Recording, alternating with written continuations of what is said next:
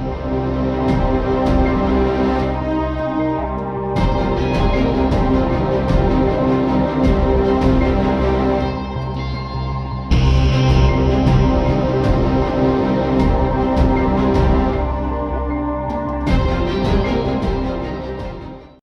hello everyone, and welcome to D&D Night.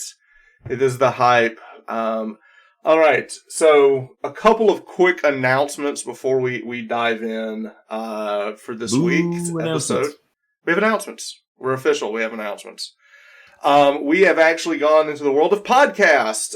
We are now putting all of our episodes up on podcast. We are on Spotify, we are on iHeartRadio, we're on Podbean, we're on several, and just tonight I got notification that we're now on Google. So yes, we're moving up in the world. So it's a great way to catch up on previous episodes. I will be putting the current episode up as well when I put it up as YouTube as well, because some people like to listen, some people like to watch. So that's fun. So be sure to go check that out. The other big thing that we have to talk about is our stream is going to be a little bit different. So we will have players at the table that are actually going to be in chat with you tonight. However, they are watching chat only. They are not actually watching the table, because the view that the viewers see is my screen. They are seeing their screen, their player screen. So if you're watching, you're actually watching, kind of like behind the DM screen. So if you're in chat, don't ruin the surprise for the players, because you may see a mat that they don't see. You may see monsters that they don't see yet, or flaming spiders. I may have, or flaming spiders that I may have, like that. They could just pop out at any moment. I can't see. I want to see them. Oh, you can't? What, you're not? Yes, I can see. There you are. Yeah. So there's the big flaming spider. Little Discord joke for Ellie, who loves spiders and flaming spiders. So with that, we will be moving into episode 7. Before we get started, Danny, do you want to read back the minutes of the meeting so far? Meeting? This is the kind of episode we're going to have today. Right. So this is an exciting night because we are heading into the Underdark, and we're going to do a real quick recap of the last week. So a lot happened last week as we finally had a big story night where we understood exactly who Miles Hothamore is, the patron of the group, the leader of this group called, this guild called the Sovereign. Not only did we find out that in previous games that he is in fact a lich, but he's been around for thousands of years fighting this thing called the Collective, which are this group of mind flayers or intellect devourers that has kind of taken over Waterdeep and maybe Faerun. And he's been fighting against that and trying to protect the last of the Baravan family, who is the rightful ruler. And he had 5,000 years ago, he was sworn to protect this princess, who is still around today. We learned that Ceridwen, who is been his right hand, is actually Vadonia Baravan, the last of the Baravans. And yes, she's also 5,000 years old because she is also a lich. So the group is not serving not one, but 2 liches, because 2 liches is better than 1 lich. And as they got their new, they have like a new home. Liches, right? Is that the plural of liches? Lichen? Lichai? I don't know. I've never had multiple liches. Two boxing. All right. So they got their new digs, they got their new base of operations, and the issue that they had was they didn't want to be scryed upon. They wanted to protect their home, and Miles sent them out on this quest to find something that they could actually coat the walls of their new home to protect it from being scryed upon. And he said that, unbelievably, he could actually find a way to protect their lair if they had the blood of a beholder or a beholder kin to make it a little bit easier. So they set out beholder light. So they went out to find diet beholder. To find just 1 calorie of beholder. Well, all it would take to find a beholder, and they got some leads and ended up deciding of all of the ways that they could do this. They said, there are a beholder in the Underdark.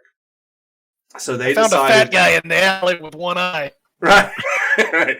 So what they ended up doing is last week words. they went into the yawning portal. They descended down the cavern into the darkness in search of a beholder or beholderkin in the Underdark. Now the Underdark is massive. They have a couple of leads that they heard last week that kind of pushed them into this direction. But it is now that we're picking up that the party is descending into the Underdark from the yawning portal, and that is what we're picking up tonight. And yes, liches do have stitches. That's what Hillcat says in chat. So, all right. So Liches get stitches. that is correct. That is correct. All right. So we're going to dive in. But before we do, let's introduce our characters again. We have Ellie up top, our Canadian friend, who will be playing Anne Hothamore, our arcane trickster. Below me, we have Laz, who will be playing Lorix, who is our warlock genie. Dwarven warlock genie. Specifically not Canadian. Specifically not Canadian. Important. Below him in the Atlanta Braves hat is Danny. He will be playing Vimic, the Goliath Rune Knight. And all the way down at the bottom is Wes, and he'll be playing Corden Acosta, our human Circle of Stars druid. So that's right. Everyone below me is playing Tasha's classes, and then we have an arcane trickster above. Because an arcane trickster would always have the high ground, right? Is that how that works? True.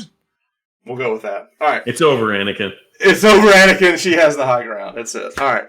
So with that, we're going to start into this week's game. All right. So episode 7 beginning. Any questions before we dive in? Are we good? No further questions. No further questions. Perfect. All right. So as the party has gone into the yawning portal, they were they paid their fee to be lowered in this giant crane that was lowering the party into the darkness. As soon as they lost sight of the light from the yawning portal above, Anne quickly cast the light spell on the shield of Corden, and that light then just illuminated this giant cavern as they're being lowered down. Now, the scene that we see in front of us on my screen on Roll20, that is basically the opening cavern that you see. This light cascades through the cavern as you're being lowered. In the distance, you see what looks to be this giant dwarven statue off in the distance. And as you do, as you kind of lower, you still see the chest up of that over all of the different rocks and outcroppings as you land at the very bottom of this. But the party, you know, as you're looking around trying to find your way, you look up above you and you can barely see the smallest speck of light above, which is the light of the yawning portal, as you step off of this platform. The moment you step off of the platform, it begins to raise back up as you can hear, like, you know, the gears and the wrench of everything getting pulled back up top to the yawning portal. And the only thing now around you is the four of you and the light that's emanating off of Corden's shield. Now, one of the things that you do look as you're looking around, you do see that Soot, the female little kitty cat that we have, the familiar of Anne, is also kind of cowering around in the darkness, you know, looking around and checking everything out. So that is where we are now. So as soon as we land, what does everybody know? We're going to do a quick around the table to see what everyone does. And we're going to start with Corden down at the bottom with the light emanating from his shield. What is the first thing that you do as soon as you have landed into the Underdark? The first thing I'm going to do is cast Dark Vision on myself. Ooh, okay, so now you already have light that emanates 120 feet out. You want to put that on top of it? Yeah, just because I might use we might... Okay, alright, so you cast Dark Vision on yourself just to kind of make sure that you've got vision down here. So you immediately cast that, your eyes kind of roll back, and now there's a little bit of a light that comes out of your eyes that you can kind of see different definitions. So even as the light is emanating off to the right side of the room, you still turn to the left, and you can still see like that black and white night vision off to the right, off to the other side as well. Also, in the case you ever wanted to get rid of the light, you still have some vision. As he's doing that, what is Vimic, the Goliath, doing as he's you see him kind of fumbling around and muttering some arcane, or actually it's divine magic.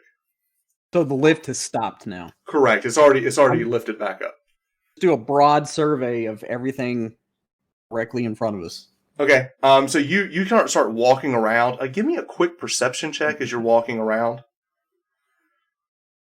The first roll of tonight in the Underdark is a mighty 18 from the Goliath. Do you have a bonus to perception? That's a 20. Yeah. That is a 20 with +2. He gets a 20 with perception. As you're looking around, everyone else is kind of, you step out and you see this outcropping of rock. You look and you actually see an individual that has made himself visible from the rock. He looks out at you, and you're looking down at him because while he is, 5'10", maybe 6 feet tall, you're actually 7.5 feet tall looking down at this individual. And he looks at you and goes, "Oh, well met." And this is the individual that you see standing in front of you. As soon as I Like I just saw the dice roll when I switched over to roll 20. Nice.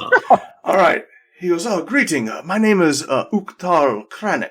Welcome to the Underdark. Is this your first time venturing here?" How far away is this guy He from is me? about 12 feet away from you. He doesn't look suspicious at all. He doesn't. He does look. He looks exactly like this. Skin very pale. You actually see the fangs coming out. Maybe a hint of blood coming off the side of his mouth. And he looks and goes, "Oh, is this your first time to the Underdark?" Are you one of the Undertakers? "Ah, yes, you've heard of us. Yes, I would like to admit Yes. that I am the leader of that group and have come to welcome you and ask, what is you're doing here?" Just getting Are some we in bounties. earshot? Yes, you see this Yeah. conversation happening. He has stepped out of the shadows at this point. Corden, you spin your light around and you see this conversation happening. Now, as Vimic is having this conversation with Uktarl, what is the dwarf doing? Lorix. He sides up like he was staring at the statue and kind of just looking at all the stonework and just trying to get a sense of where he is and what this feels like. But the moment that Vimic starts talking to this guy, he kind of leans up to Vimic and kind of nudges him on the side. Remind me again, what are the Undertakers? Believe it or not, they're vampires. I know. Yeah. Weird, huh? What's a vampire doing down here? Now, when you say that, he looks and goes, "Well, now, I'm sure you've heard of us, and the rumors are indeed true."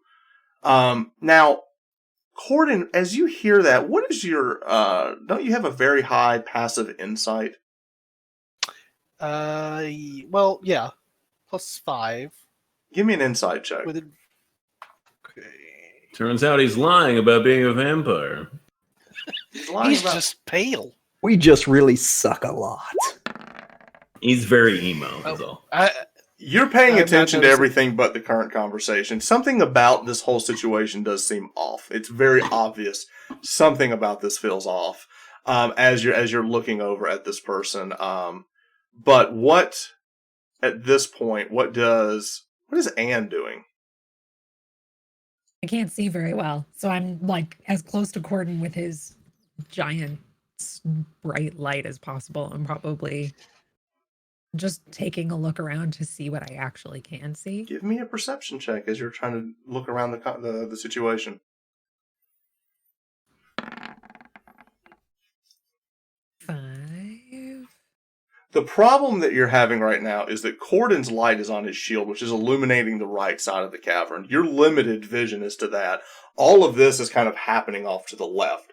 So you're just seeing, basically, you can see the back, because the light is bouncing off the caverns. You see the back of the Goliath, and he's talking to a shadowy figure. You hear the voice, but you really aren't making out exactly what's happening. Now let's bounce back down to Vimic, who's having the conversation with Uktarl.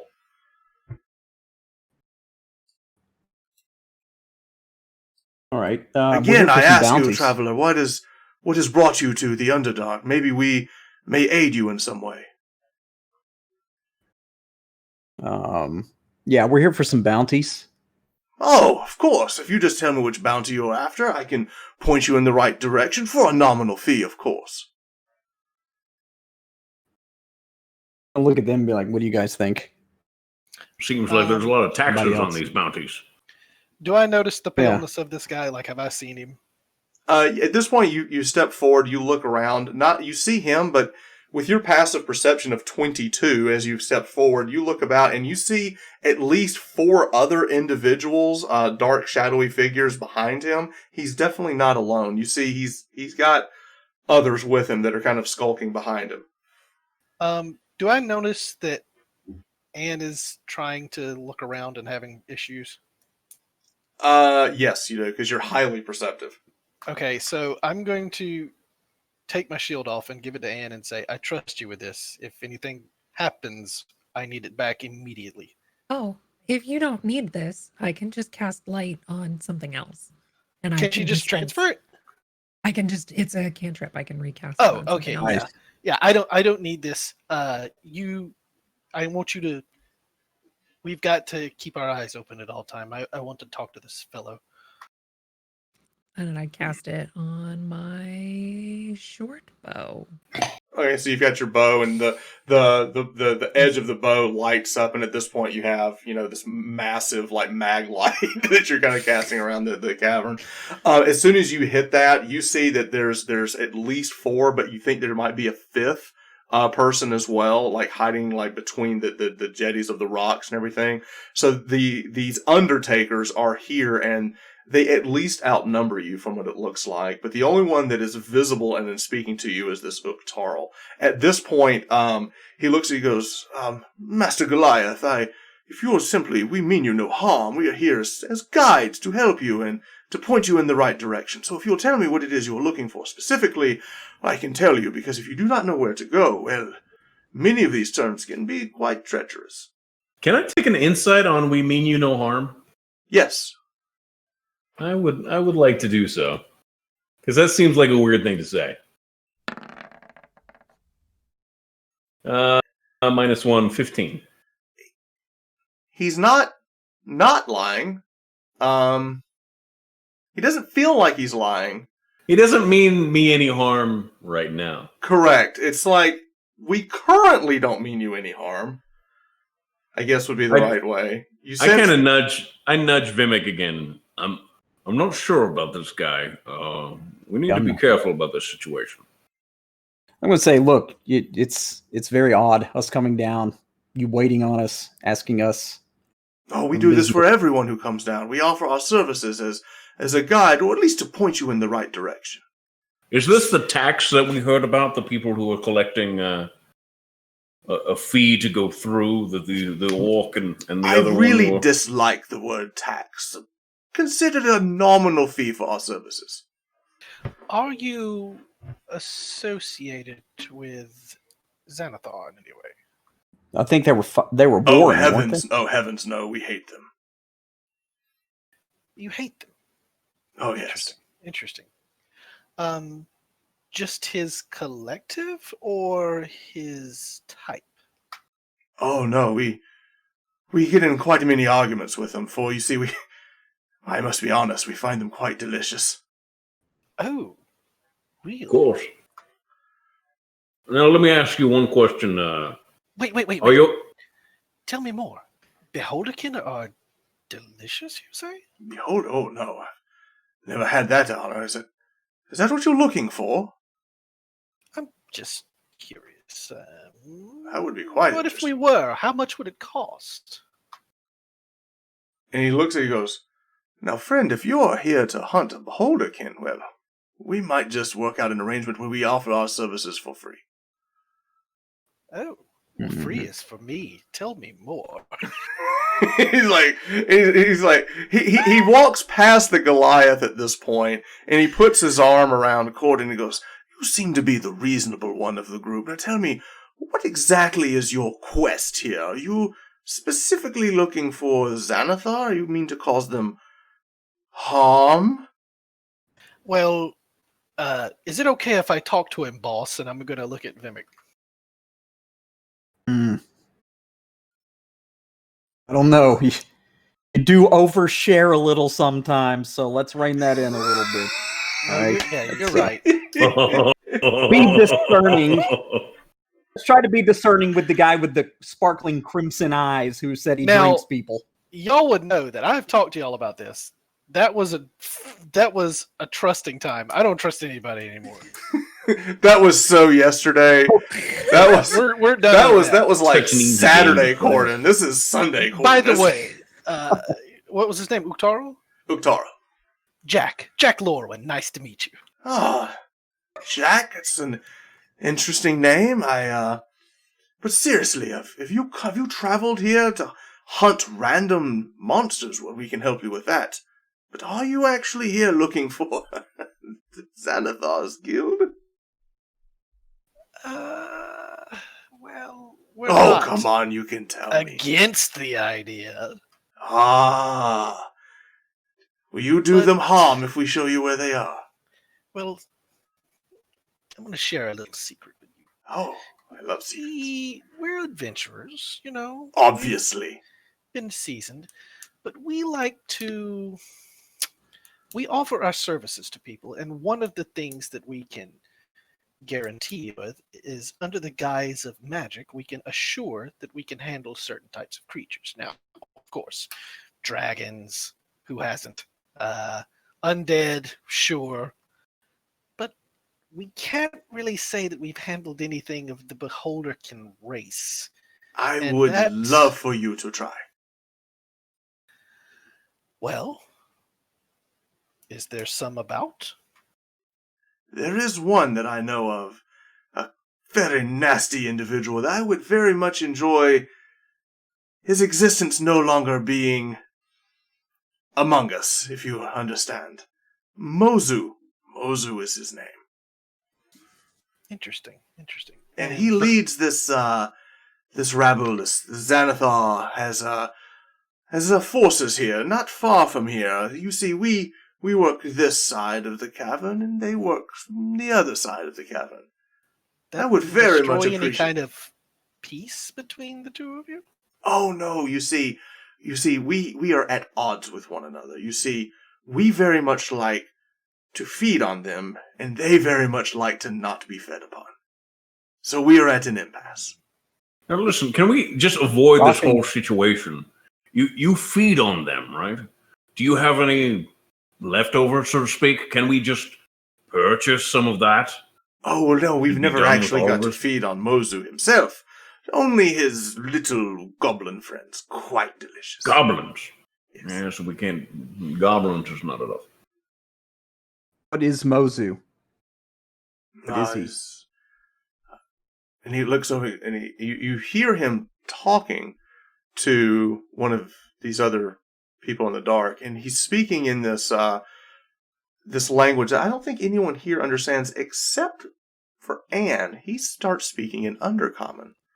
And you hear him speak over to this other gentleman behind him. Do you have a description of Mozu? I believe you saw him. And he sends back, yes, floating eye, 4 eye stalks. Very nasty. And he says back, so he's straight up beholder. Yes. Or kin. I don't believe he's as nasty as that Xanathar, but he's a kin of his. Second cousin, if I believe. Well, to be twice removed. Twice removed with you. We're just here for the experience and the ability to state that we have done this. At least that's what Goleg, the boss, is telling us. You know, we have to be able to, claim this legitimately. Sure, but if you would like to go and tangle with them, by all means, we won't stop you. In fact, I'll even point you in the direction. Perhaps we could work together. Oh, no. We'll just come and take what's left. Well, we would be interested in the direction and,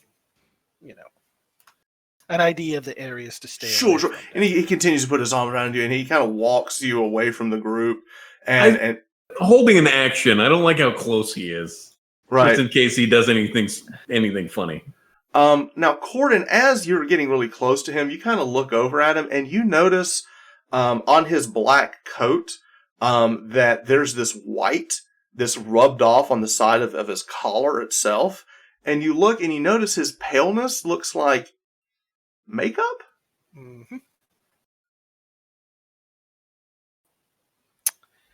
Okay. Is this someone pretending to be? I think so. Oh my god. Chocula over here trying to shake people down. There are cosplayers even in Faerun. Don't come at Count Chocula like that. How dare you, sir? Count Chocula is delicious. What was that? What would that be? Perception, investigation? Well, I What guess are you I trying- didn't see this. You didn't see that, no. Corden saw that. And he's just pointing you, and he goes, now if you look over in the distance, you'll see this giant statue of a dwarf, much like your friend over here.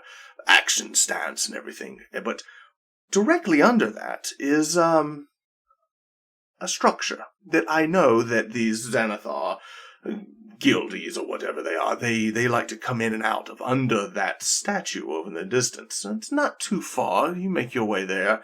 And I think you'll find what you're looking for under the statue. It's a trap. Much appreciated, friends. And if you don't mind, we'll be about our way.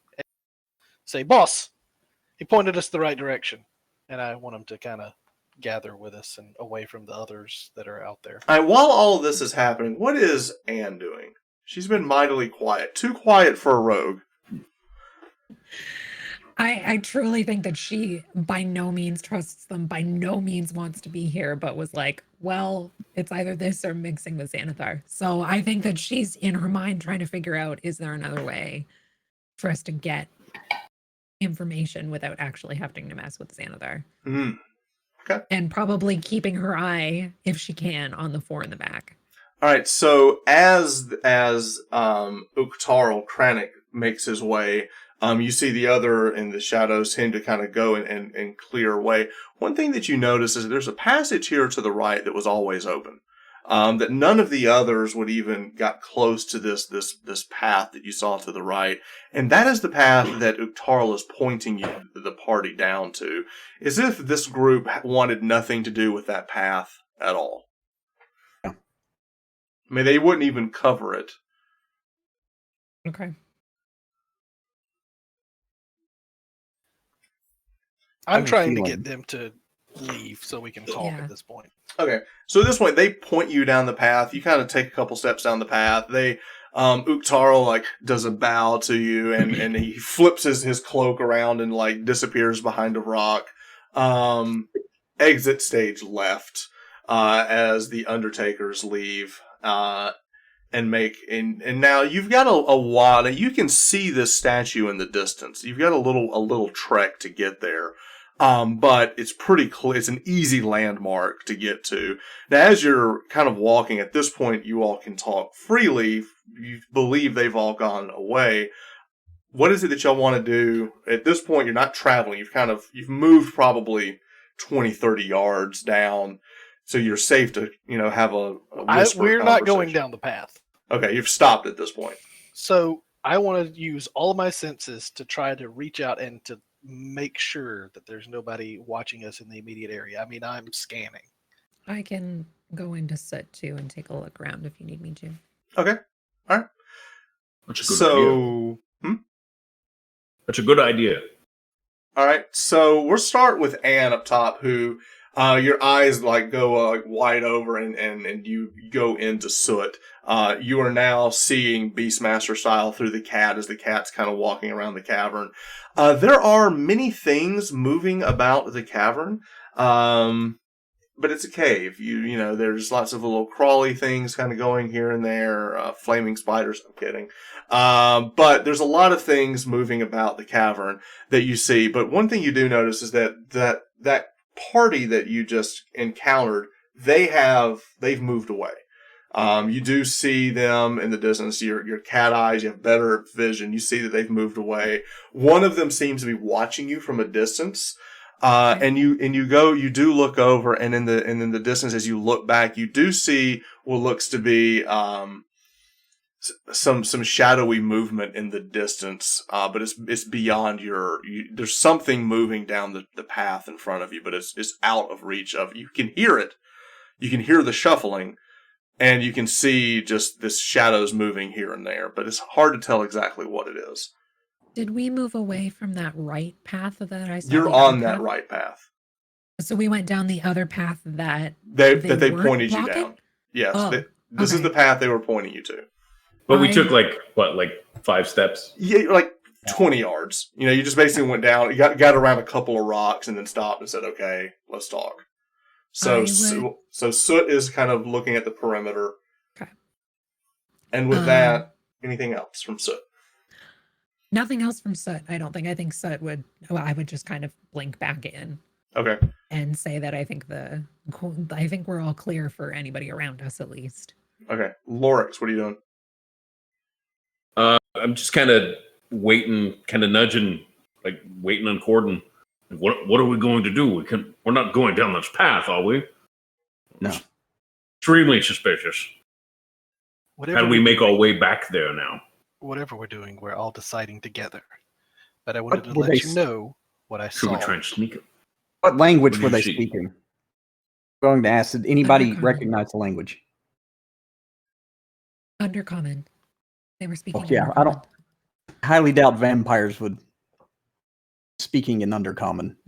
Oh, they weren't vampires. They were wearing makeup and theater props. Makeup and theater props.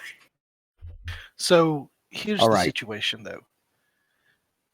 We have a direction for something if we want a sure thing, but if they didn't want to mess with it, we probably don't want to mess with it. So now we know the direction basically we don't want to go if we don't want to mess with Xanathar's group, and I leave this to you. I think these guys are Xanathar's guys dressed up. I didn't get that feeling. Undercommon? I don't know. That's thieves. Well, Undercommon, yeah, I mean, they're all unsavory. There can be different flavors of unsavory. Didn't we hear that Xanathar's men were taking tolls? We did hear that. There was another path that they were standing near and didn't point out. Mm-hmm. But I think we first need to know what we're hunting or what we're choosing to hunt. Well, the main thing I wanted to figure out is where not to go, which sounds like it's this way. Absolutely. In terms of what to hunt, I wouldn't mind giving them a good thrashing for that. Because obviously their fee was not an optional thing. We learned that. Yeah. Vimic pretty pissed about makeup passing themselves off as if they're not vampires, they might be easy to sneak up on.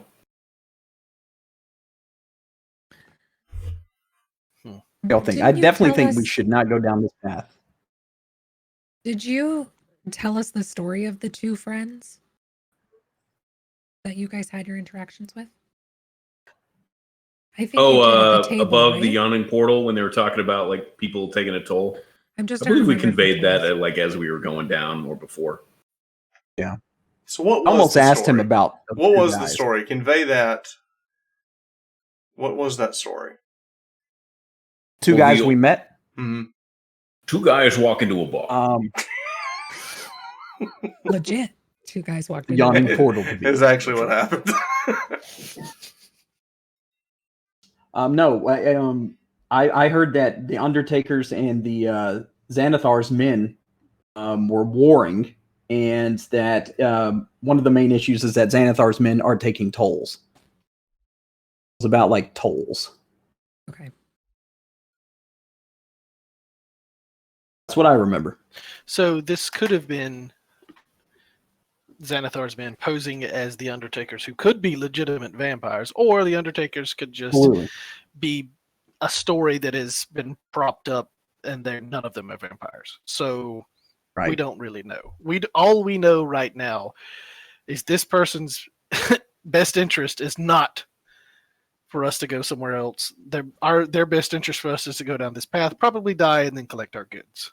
You know, what better disguise for a vampire, though, than bad vampire makeup?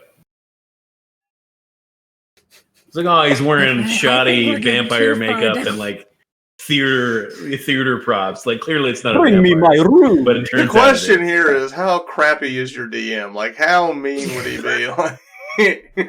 So the vampire disguised as a vampire is actually a vampire.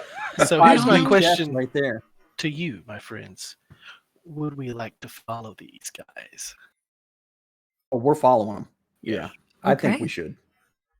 And I will now So if those are cast Xanathar's men, it'll lead us to. Pass Without Trace upon us all so we can follow them. With Okay. the cat running point. The cat running point. Right. And we will get You'll on have to like both drag me sides. along. Yeah, we'll get on both sides of Anne and like follow the yellow brick road. Okay. All right. So you Remember cast, too, you cast Pass Without Trace on the groups, and now what you want to do is to go away from the statue and double back and follow the Undertakers. Mm-hmm. I didn't write it down. Who got the mask? I believe I Either got Corden the or mask. Laz? I forgot what Yeah. the mask You did, definitely use that. You get but I do have the mask. it gives you advantage on perception checks, and you can see like extremely far away. It's called Eyes of the Eagle. Do dwarves have dark The vision? Iron Eagle. Yes. I'm a warlock. Oh, you have super Yeah, dark vision. I have devil's sight. I can see 120, You including have all that. of the He can see vision. everything. Yeah. You might want to run point with her. Yeah, why don't you put the mask I'll on? run some point. I'll put my mask on. Okay.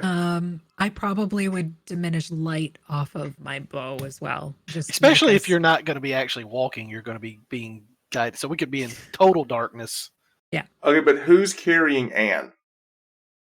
Because if she's in cat form, if she's watching through the cat, she's like stopping and meditating through the cat.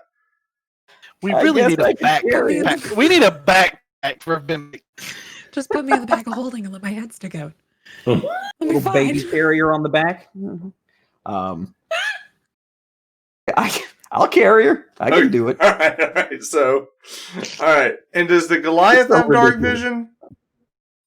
I do not have dark vision, so we will be falling into every fetid pool of rancid water that I step in. Sounds like the worst idea. All right. So, Yeah. so Vimic it is is. going to carry Oh, wait. Anne, who can't see anything because she's blacked out because she's in the cat. It will be carried by someone who Lead her also by the cannot see hand or- anything. Oh, How about okay. this? I feel like maybe I shouldn't be the cat and I should try and walk. Or I can waste another spell slot and give Danny dark vision. And then we can all be in the dark. And we'll just have to take a rest before we do any kind of fighting. We can like hold hands, can't we? And sneak, lead each other. You could tie each other to each other. That might be complicated. I feel like that also makes us easy prey. Can you Yeah, see in the then dark without Reveal. the cat vision? And Nope. The only person down here who actually can see without any light is the dwarf. Is it really? Yeah. Yes. Oh boy. I will take Vimic by the hand Okay. and I will wait lead a him minute. on. Wait a minute. I get my spells back on a what? Long rest. How long is that? 8 hours. Ada. Oh, 8 hours. Basically camping. that's a long rest. Basically can't. Sleep. Okay, so we're just gonna have to go slow, quiet.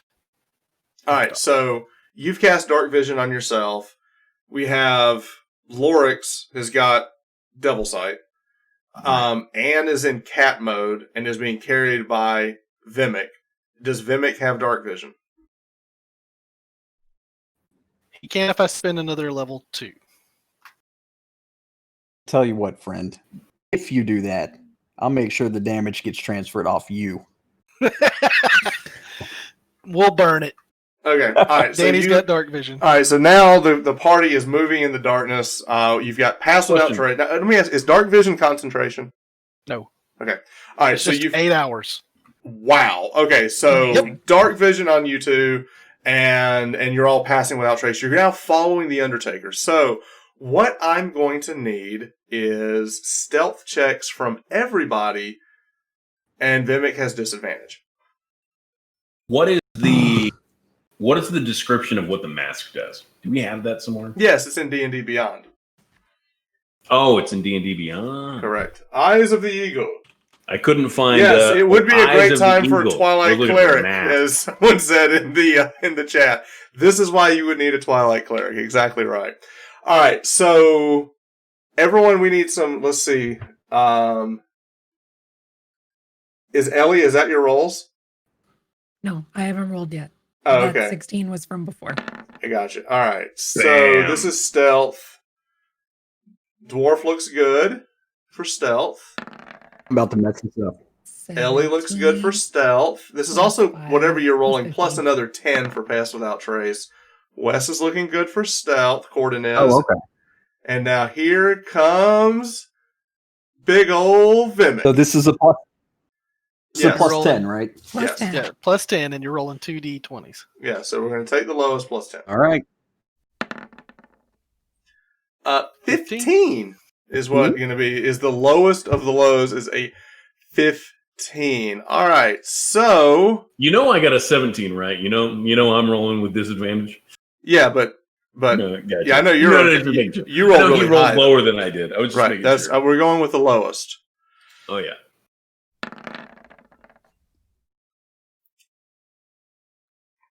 All right, so the group is chugging along. You turn a corner, you get a little bit past where you were going, and you hear this voice in the darkness goes, "Oh no, friends, you're going the wrong way. You should be heading back the other way."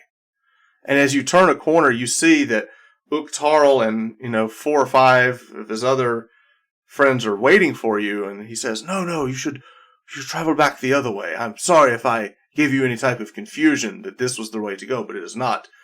If you want to find your beholder kin friend, you should head down the other path." What do we I think? cast hold person. On Uktaro. what's my DC? I think it's pretty low. Let me double check it. Oof. It is a 12. Okay, so you cast hold person. He steps back and he goes, "Oh, friend, we did not have to go down this. Are you sure this is the way you want to go?" And as he does that, you see these 4 people around you. 4 of them suddenly become 8, as they seem to be somewhat copying themselves. And he reaches down and pulls. He puts his hand on his rapier, begins to pull it out, and he goes. And he looks back at Corden and he goes, "Are you sure this is the path you want to take?" His hand is on his rapier. And I've got my hand on my sword too, and I just look at Corden. I'm not. Uktarl believes that Corden is the voice of reason in this group, so he's looking at him and he goes, "Are you sure this is the path you want to take?" Let's calm down. I do believe that my smaller friend here believes that you mean us harm by sending us to an obvious trap. It is not an obvious trap, but it is an obvious challenge. I'm out of cat, by the way. Right, you're still in cat mode. I'm out of cat now. Oh, you're out of cat. All right, so you kind of come to, and you're just basically like fisherman carry over the side of Vimic. I just tap him to put me down. So basically, he's just got you by the legs. You feel a tap on your back. His hand's like, "Let go," and you just kind of like put her down. Let's And- ask him about the makeup. What? Excuse me, Master Goliath.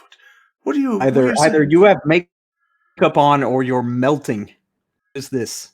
And he goes, "Oh, I'm so sorry. I pay no attention to that. I believe that the other path was the one you were looking for." Do you truly work for the Undertakers? Insight checking on his response. "Oh no, I don't. I'm in charge of the Undertaker. I am the Undertakers." Okay. Insight check. Roll.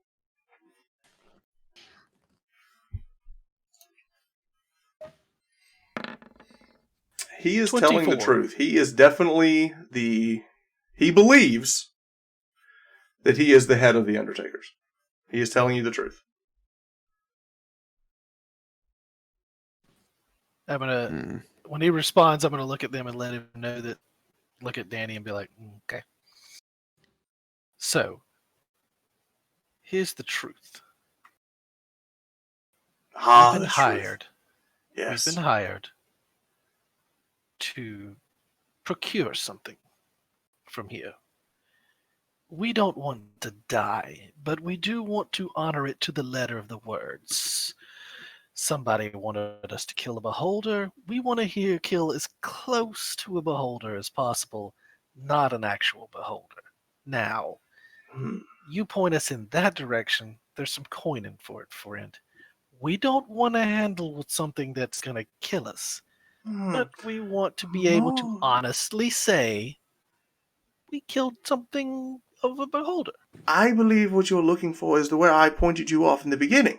Mozu is a beholder kin. He does have the stalks, but he is not Xanathar. He is something else.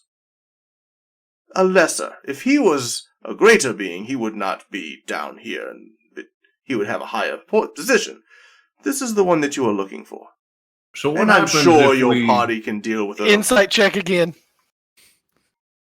Wait, how about this? So you think the four of us could handle it? It's just goblins. You can handle that, can't you? So Just goblins. what happens when we go down that path? We 15. kill Mozu and his goblin friends.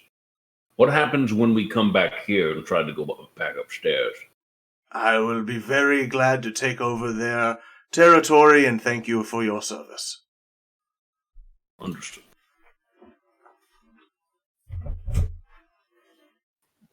Okay. And I want to kind of mosey, like, let's go Mozu? back that way. Oh, Mo. I just want to go back the way we came. I guess I follow him. So everyone kind of falls back. Mm-hmm. Okay. All So right. y'all are now back where you started. They are still watching and just kind of holding ground to see if you continue down that path or not. All right. They don't So- want to get. It's obvious they don't. They know there's hostility here, but they're just kind of holding back. So Still don't trust these guys. yeah, I don't obviously trust we them don't either. trust either one of them. Like we don't trust either side here. But if they want to advance this way, then they don't think they can challenge what's down this way. The question is, if we go this way, we know that at least at the end of it, there is something that we want. Whereas if we challenge them, we may just kill them and fight them. It does us no good. It's just a bunch of humans or vampires or whatever they are. Which, if any of them Oh, are that's a good vampires, point. we can't handle it. Mm-hmm. So I am concerned that they might not be able to handle whatever's down here, but you make a good point. At least if we win this fight, we get something out of it. We beat them, and we're We no get nothing. further along than we were in the first place. then we're hurt and fighting whatever we're fighting next. So, do we want to go this way and see what we see? I mean, surely this isn't off limits to everyone. Every adventurer that goes this way dies. That's a terrible place to land in the portal. And how does the Rogue Guild do any business? Can I sit down and rest while we're having this conversation? Yeah, sure. I will do so. All right. Honestly, short I rest. can't tell when you're standing or sitting anyway. So, Not very nice. I'm standing. Gordon. I'm sitting. I've Standing? served your family for years. well, to be fair, Vimic probably can't tell when I am. All right, so what is the decision as the Doesn't group hurt. is having their Council of Elrond moment where they're kind of just discussing all of their options? So what's it going to be? Are you going to double back and try to take on the Undertakers? Or are you going to go see what they're pointing you towards? Or haven't you heard could just from- discover things on your own. I was like, I haven't there's heard the from Anne or completely- Vimic. There's the Sorry. completely. I think, in my opinion, I think the path that nobody wants to go down, like, avoid all of this stuff, but then also that could potentially mean something even more scary than two rivaling groups. Spiders. All Spiders. options are terrible, but here we are.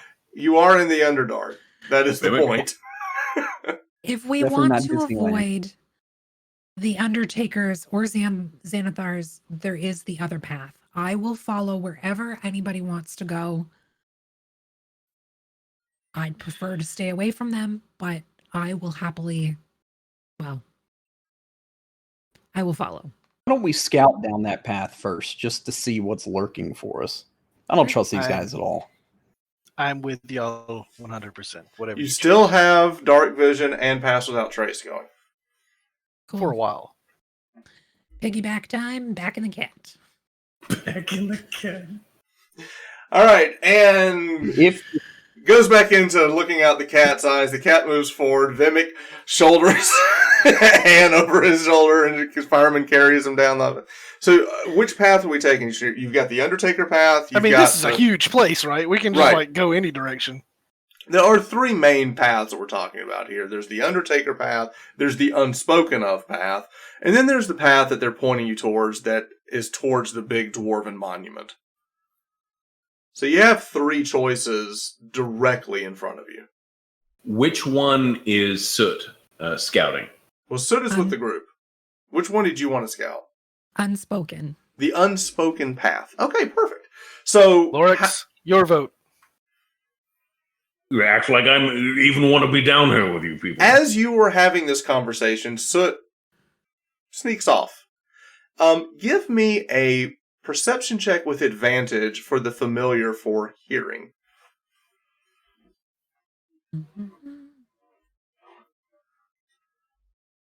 You act like I want to be down here in the first place. Like I'm not beholden to serving your family. 16. Okay. You enjoy it. You insult. That is very good. So you Plus start 3, so you start sneaking around. As you move forward, you kind of step over and you kind of look back, and what you're looking at that you're right directly in front of you looks like a broken femur. As you kind of take another step forward, you hear a very distinct sound of a low growling roar, and it's very far in the distance, and only your cat ears can pick it up. But you do hear what sounds to be three very distinct growls from three different beasts in the distance.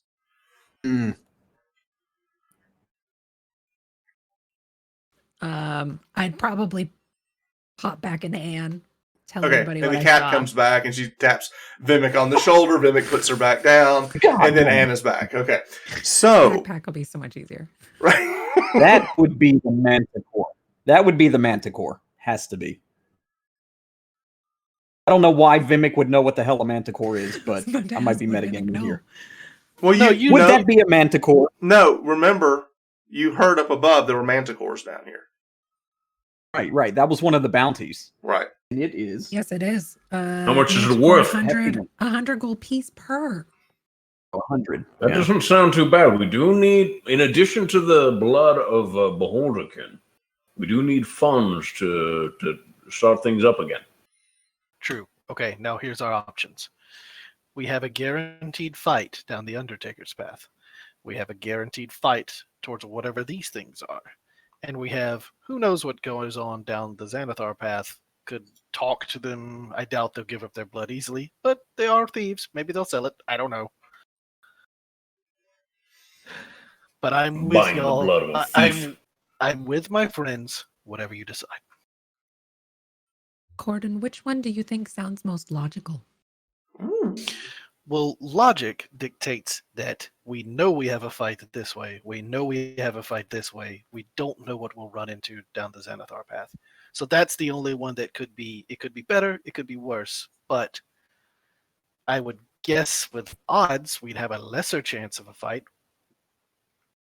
We also the do least have a we can- guaranteed Beholderkin blood. Sorry. That's no, go also ahead. true.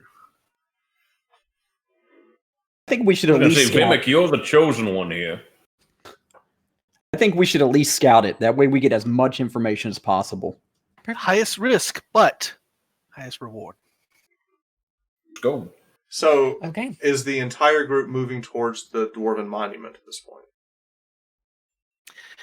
It's also the background of the map, so I kind of think he wants us to go there.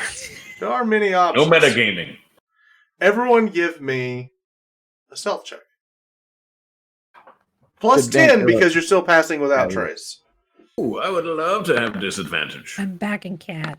21. If we're moving, I'd be like, I don't know what I rolled. Climbing back up. 14? 14! Wait, he doesn't have to have disadvantage. He's not moving right now. If you're moving down the path stealthily, I didn't know we'd gone that way. that's yet. what I was Wait, told. we are. Y'all were going to Oh, scout. We okay, are heading- okay. Yeah, Okay. we're heading that way. All right, so you move down the path with a massive roll of a 14.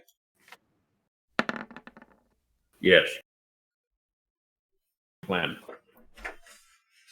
I'll have to confer my sheet.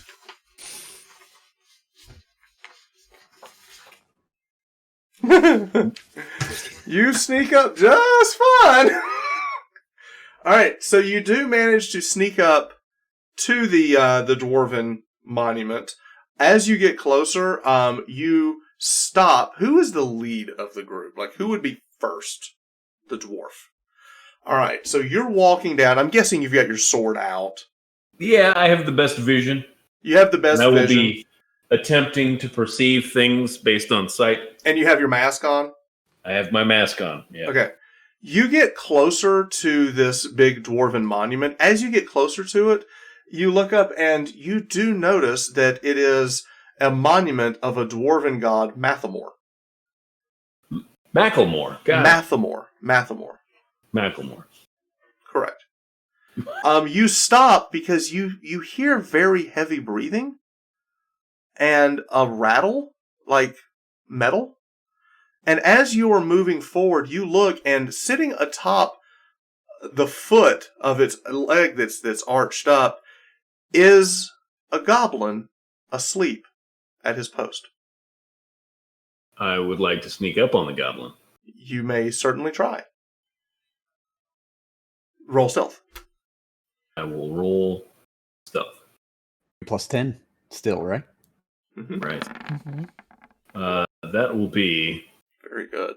a 25. A 25. Because he's asleep, he gets disadvantage. You get right up on the goblin who is asleep.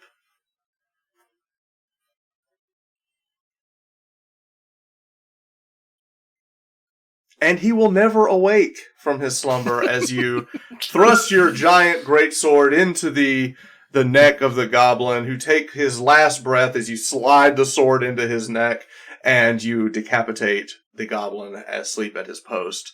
And then I just kind of turn and look at my party members behind me.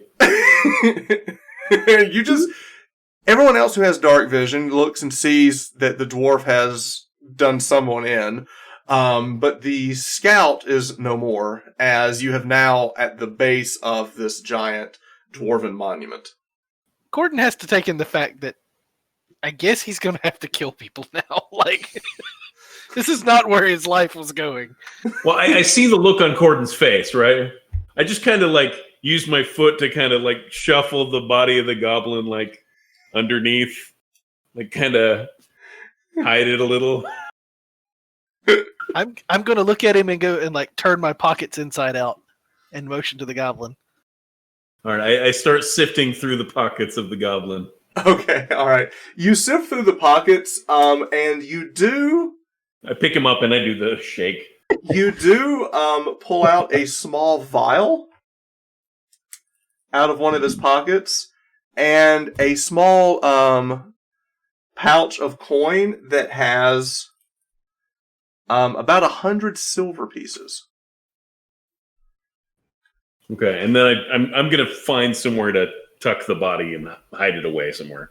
You gently roll it off the side of the monument, and his body just kind of like lays off to the side. Now, he was wearing like this rusted like chainmail armor. It was kind of like, attached to his things, and he did have a rusted curved scimitar. If any of that is interested in anyone. No, goblin stuff, whatever. You kick him off to the side. Okay, all right. So you kick him off to the side. You take the vial and you take the 100 silver pieces. Okay. Awesome. What is the rest of the party doing? I'll take his stuff. You'll take Take what? his stuff and throw it in the bag. The beat up armor and the sword. All right. So you just strip the armor pieces off, throw it in the bag. You take up the scimitar. I stop him and we just shove the whole body in there. They'll never find it. Just shove the whole goblin in there. In the bag? We'll worry about it later. Yes, because we don't want people to find like the scout dead.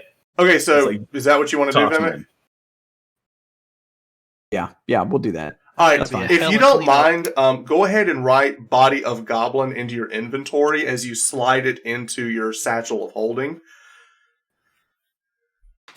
Until we can find somewhere where I can dispose of it. We need to remember I that don't know these what dead y'all have bodies planned. are I think very I would like to have a channel in Discord that is the content of your bag of holding. Just so we can keep up with the random crap the Goliath thought was valuable. I'm here for that. Dead goblin! Right.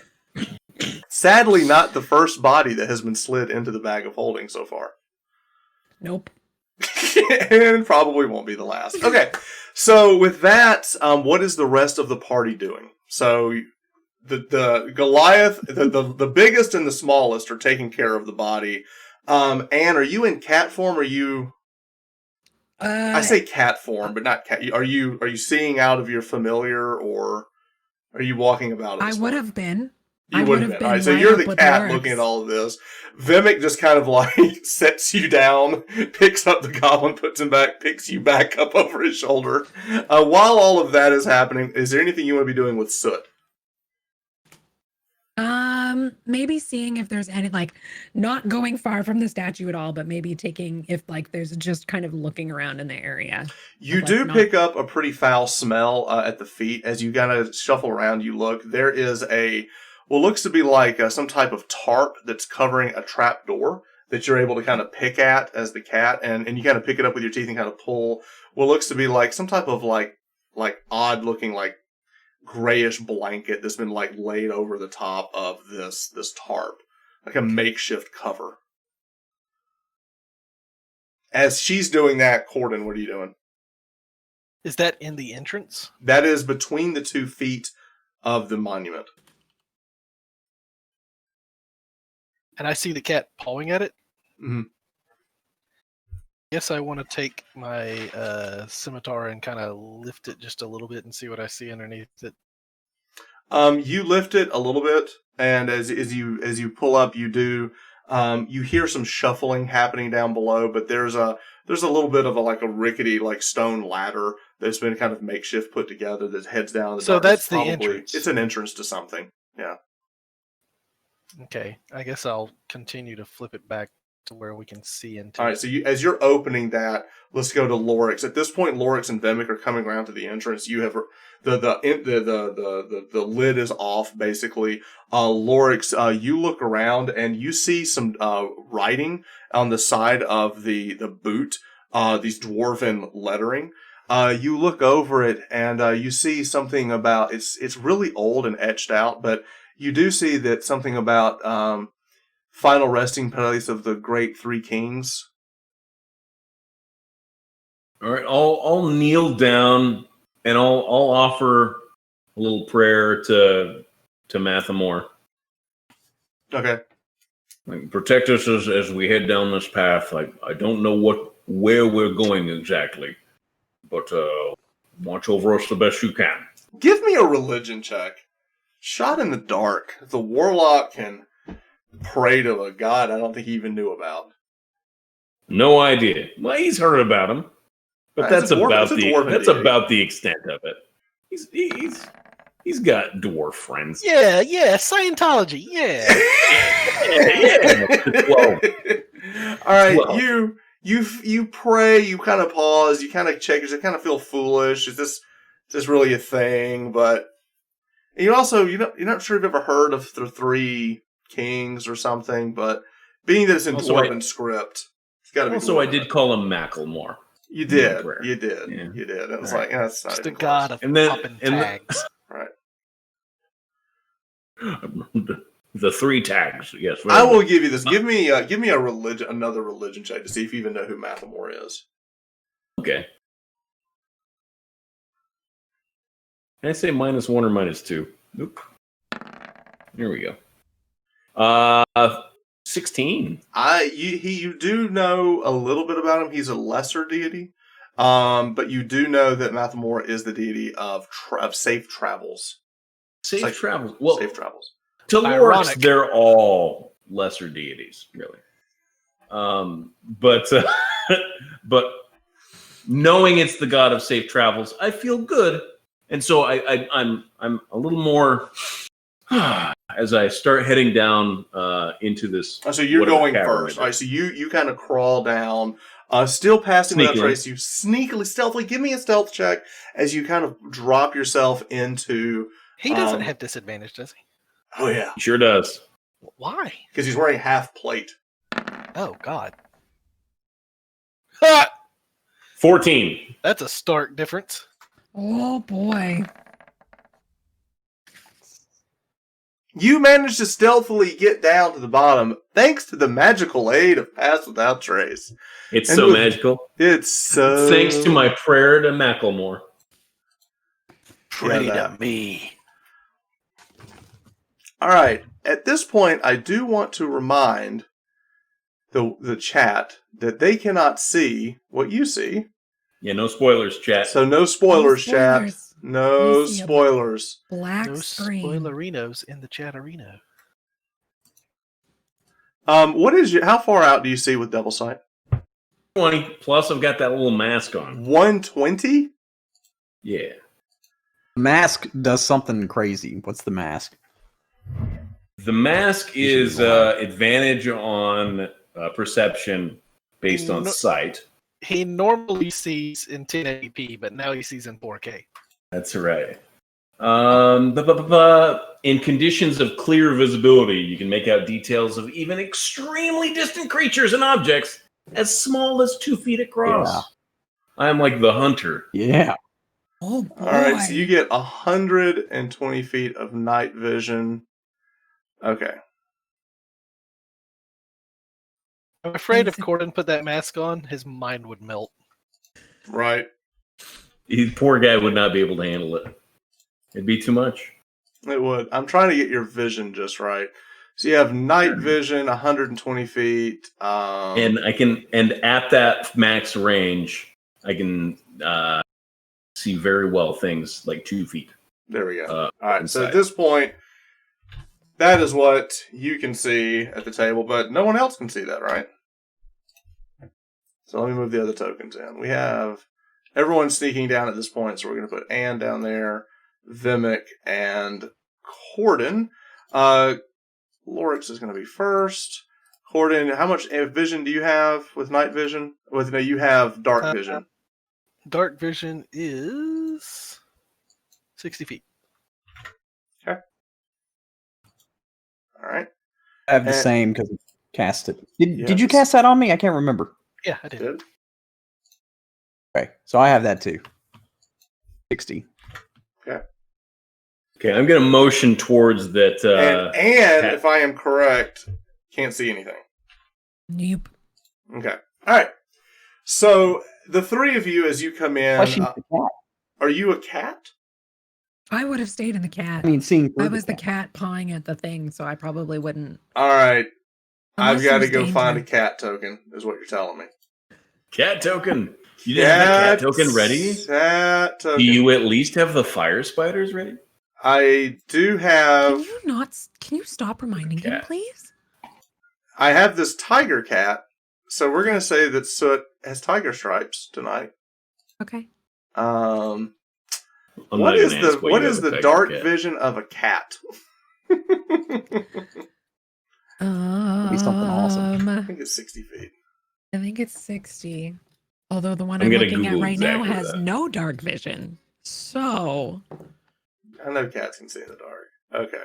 Here's the problem with that. We're going to put the token out. It's going to sit right with you, but I've got to give you the vision because you don't have control of the token. So that's what we're going to do. We're going to give you, as long as you are the cat, you can see what's going on. Okay. So the cat is right there. So we're going I'm to have to not kind seeing of. anything yet. Are you putting tokens on the map? Yes, I am. I don't see. You might have anything. to zoom out. Oh, the map is huge. So you may have to zoom out and bottom scroll left-hand down. corner of the map. The map is huge. Yeah, I'm not seeing anything. My Did you- room did was you give him blacked out the until dark he vision? just I that. did give I him mean, dark- I can see some of the dungeon, but I can't see any tokens. Scroll down. Zoom out and scroll down. I'm at the very bottom of the map. I see like Oh, a yeah, the- long to the corridor at the left. top. I see a room, and I see like a staircase. It looks like it's going up to the left from the bottom in a little alcove. I but can don't see your token. Hey, I'll make sure you have control of this token. You can see his token too. I don't know what's going on. Oh, we have token problems. Let's see. I can reload it. Ah, controlled. You're not controlling of this token. Now you are. Hey, now I can see him. There you are. Yay! Can everybody can see now? I know what it Yes. is. You made me change your token. And now you have control of said token. All right, so with that, everyone is in this structure. Looking about, you do see several skeletal remains laying about the floor. Vimic, as you stepped down, you step back, and you just kind of like immediately fall. Like there's these spider webs are just like all over you as you back up against the wall behind you. In the distance, we do see this here is a table, a smaller table to your right, and then you have a couple of crates strewn about the area as well. And in the very far distance, it looks like there's some type of well in the corner. Okay. Lorix would like to make his way over here and make sure I don't see anything going this way. You will see, your light will pick up of what you can see when you drop your token. Yes. I will. But be careful, because when you move, that means I may be doing things as well based on where you are. Of course. All right, so that's Lorix will go here. Okay. You look about the room. There is an alcove to your left that you're seeing. It looks to be empty. There's a lot of like broken bottles and broken splintered shields and wood and things in that corner. It's like mainly refuse. The thing that's interesting to you is, like I said, there's a crate in the corner top left in front of you. Also, there is the table in front of you as well. What does Lorix want to do? Lorix is going to move to the stairwell, and he's going to motion everyone towards the well. Okay. To check that out, and then he's just going to hold his sword and wait at the corridor. Okay. All right. As you get there, you look in the distance, and you see what looks to be a giant, like cast like bronze brazier, like sitting in the distance. It's not lit, but you see that's what it is. Is this here? Mm-hmm. Okay.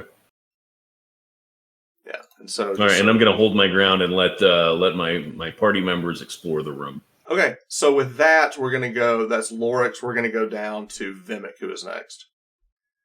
You said I came down and there were spider webs on me, like back here? Directly behind you, to the very bottom of the map, there's a bunch of spider webs. Are they just like cobwebs, like old, or are they spider webs? You don't see any spiders, but it's a very thick silk. Okay. I'll walk over here and see what I see. Does this end right here? This little alcove? Fire spiders are now necessary, says group chat. Yes, fire spiders would actually light up the entire room so everyone could see. Just saying. Yeah. It would actually be quite helpful. Is this like an end, this wall right here? Yes, that is a wall. Okay. This little alcove I'm in is just... It just looks like you see splintered shields and broken bottles. Gotcha. All right. I'll make my way over to the well, I guess. Okay. As you were making so you went to the left, now you're cutting over to the right. As you're kind of looking, what does, we're going to move to Corden. What is Corden doing? Corden is looking at all these people in plate moving around and shaking his head like, what are they doing? And I'm going to move up here. Okay. And then I'm going to move over here. Okay. As I walk by, I want to see what he's seeing. Okay, so let's put you back over close. But I'm just kind of going an arc. Like I'm going to go up, look down the corridor with him, and then I'm going to come over here and look at these crates. Okay. You get back and you look at the crates. The closer you get to the crates, the worse they smell as you get closer to it. There is something in the crate that absolutely reeks. Spoiled.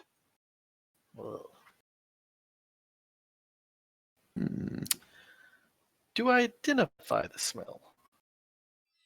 Like meat that's been laid out too long.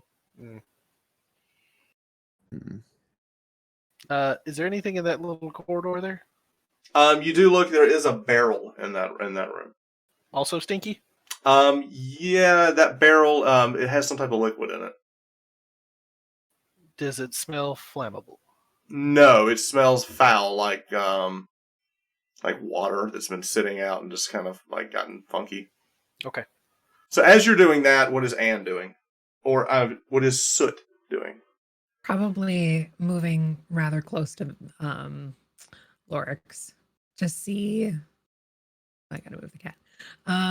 To see and peer in. Lawrence, as you were up in the front of the room, you don't know why, but you felt stressed as you were standing up there. And then now, are you Anne or are you Soot at this point? Soot. Soot. Okay, Anne's probably still with Vimic. Oh, so Anne's being carried by Vimic. Is that right? I mean, I can Yeah. also. There's the Soot token right there, right? Yeah. Okay. Start calling her Ann Sport, carrying around. Yeah, Lord, for some reason you just feel very stressed where you are, like you're like nervous. All right, I'm just kind of shifting on my feet back and forth and holding my sword. Okay. With that, we're back to you. What are you doing? Actually, pause. Soot, give me, you've got hearing. Give me perception with advantage. I was about to say, Soot might even step down the stairs, just like not fully, but like trying to see if I can peer around the corners. And advantage on that. 11's better, plus... You hear a lot of shuffling in the distance, but not in the room directly in front of you, though. Okay. So you kind of stop as soon as you hear the shuffling, Yeah. but you're still in cat, so you don't really have any way to, other than stopping. You don't really have any way to probably stop and maybe back up a little bit too. All right, so Lorix, you see the cat stop and then back up. As soon as that happens, Vimic, you're back over at the well. Using your dark vision, you look down the well and you see it is completely just overtaken with an infestation of spiders. Like small spiders? Yes, but like thousands of them. No inferno arachnids? There are no inferno arachnids, but there are a ton of spiders living in this well. Well, it's a good thing the walls move with spiders. It's a good thing Vimic is leaning over with her on his back. That's right. That's right. And she doesn't even know. Like, Anne, you're like right with the spiders. There are thousands of spiders, mere inches from your bottom, actually, as he's leaning forward. And you're oblivious to the whole thing. Yep. If that doesn't make you lose sleep tonight, just the fact that like my body is around spiders, but I don't know. Even I'm not this big of a monster. I feel like I'm playing with older brothers who are like, "We found your weak spot." just poke, right? All right. All right, so Vimic, what do you want to do? I'll just tell them tons of spiders down here. And I'll kind of back away from the well a little bit. What do you guys got? All right, so Corden, you're kind of stepping over. You see that as well, just thousands of spiders, just like an infestation. Interesting. Well, we have to light a torch. Or we could throw goblins down it. Yeah, throw the goblin down. Why not? Do we light it on fire first? I'm going to take the opportunity to move up here. Okay, so you move, you kind of step right where Soot is. You kind of take a step forward. You look into the room in front of you. You also see this large cauldron, this brazier that's unlit in front of you. And in the distance, you also see like several stacks of like hay or like, it's basically like bedding, like you do like a stable or something like that. You see several crates. Off to your right, as you kind of step and you kind of peer into the room itself, you see that the broken doors have there was doors on that hallway that have been broken off and now are laying strewn across the floor in front of you. You see two giant pieces of the door laying. Directly to your right, as you continue to move forward, you see massive spider webs to your right. And as you take that step, you immediately stop as you hear shuffling coming from the corridor to your right. Like massive shuffling. Like massive footsteps? Yes, you hear many footsteps down that corridor. I'm going to quickly, but silently, back up. All right, you take a step back. Give me a stealth check. Just pause your token. Yeah, hang on. That is a Pass without trace is just absolutely just. Mhm. All right, so you stealthily back up. You didn't see what's down that corridor, and but I'm you motioning heard like there's a lot of something down that corridor. Mm. so. I'm gonna get back this way, Okay. and I'm gonna very quietly say, "Lots of them." Now's our question: do we fight our way through, or do we try to talk to them? They're just goblins, right? There's a lot of something, What else would it be? and I'm gonna say, "And we need you back." Anne comes back. She was just waiting. Could I hear how many approximately? Would my hearing pick that up, or Are you would I still a just know? cat, or are you not? I'm No, not a she's cat talking about now, while she but was a cat. While I was a cat, would I'm I? asking. Cat. Yes, but you're currently a cat. So, I Cat, can go listen. Cat has. I just looked No, this she up. shifted out. She Oh, just she said shifted out. That's what I was asking. Okay. I Okay, have so the you bandage come on. to. You're still on Vimic's shoulder. Yeah. You come to in complete darkness. Yep. Probably knowing that I was at least safe in this room would cast light on my dagger to at Okay. least be able to see. All right, so at this point you cast light. What is the area of light that we get for that?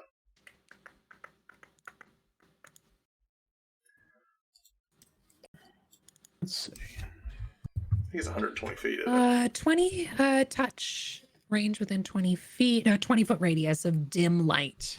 It's 20-foot radius. 10 feet in any mm, object sheds bright light for 20 feet in radius and dim light for another 20. So it's 40 feet with bright around me and then 20 past that. Okay. The light can be colored as you like. Okay. So at this point, let me see what you say. Hang on. Yeah, you can now see. Cool. We're going to move Soot back with you. All right, so Anne can finally see. So you cast light. That kind of, as soon as you cast light, you're standing by the well. You hear something scurrying in the well. As soon as you cast light, you kind of step back, not knowing what's in the well. Yep. And I wouldn't want to look. I probably wouldn't want to know. Okay, so you take a step back from the well as you hear, and now you know because you were in cat form that you distinctly heard 5 different sets of feet. There are at least 5 sets of whatever we're encountering in front of us. As soon as she casts light, I'm here. Okay. I'm like back around the edge, like waiting. Okay. All right, so you take a step back. Let's just go around the room. So she casts light. Corden, you take a step back. Lorix, where are you? I'm going to start moving my way down the corridor. Okay. Try and get a better defensible position. Okay. Probably Esta. And just wait and hold an action for whatever is going to come around the corner. Okay, I gotcha. In the corridor? Yeah, that's where he's at. All right, Vimic, where are you going? How big is this well? Circumference, like, can a person, like, could I fit in it? You definitely could fit in the well. Oh, Jesus. Okay, yeah, I'm moving, I'm gonna move. I hate to leave Anne there. I'll move back a little bit. Because I got a feeling they're gonna try to sneak attack us. All right, so you're Well, stepping back. So you're still next, but you're next to Anne at this point. Yeah. So Anne took a step back. You took a step back as well. Corden moved off to the side. Lorix goes down the hallway. All right. At that, Lorix, as you're standing up there, you have a held action. As you see several goblins appear around the corner and start charging in. Now, you may have to zoom in to see. Do I know? I mean, I kind of. So they're not carrying any torches or nothing, right? No, So they can totally see. correct. Yeah, I'll just wait. I'm not gonna trick them. I'm gonna wait until one of them comes within distance and chop his head off with my sword. Okay. All right, so let's do this. We're all going to roll initiative, and what's going to happen is before it gets to the goblin's turn, you're going to, well, all All right, so at this point, you're holding an action. You see the goblins running. You see two crest the corner. This is your held action. Do you want to do anything as soon as you see those two? Do I see them? Is that one of the goblins there? Zoom in. Is that them? Zoom in. Is that them there? That's them. Oh man, I can't even. They don't have the white around them like we do. If you hit zoom, you can actually see the tokens way better.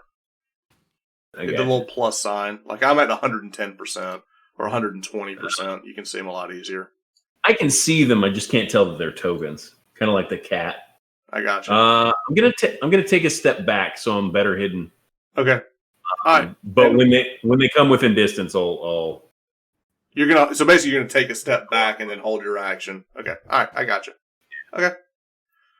All right, everybody. We're gonna roll initiative. So I want to get the initiative tracker. We're gonna add some turns here. We're gonna add. There's Lorix. We're gonna add turns for all of the goblins. Will be going together. We're gonna add. Oops. Gordon. We're gonna add Anne. We're gonna add Vimic. That's everybody.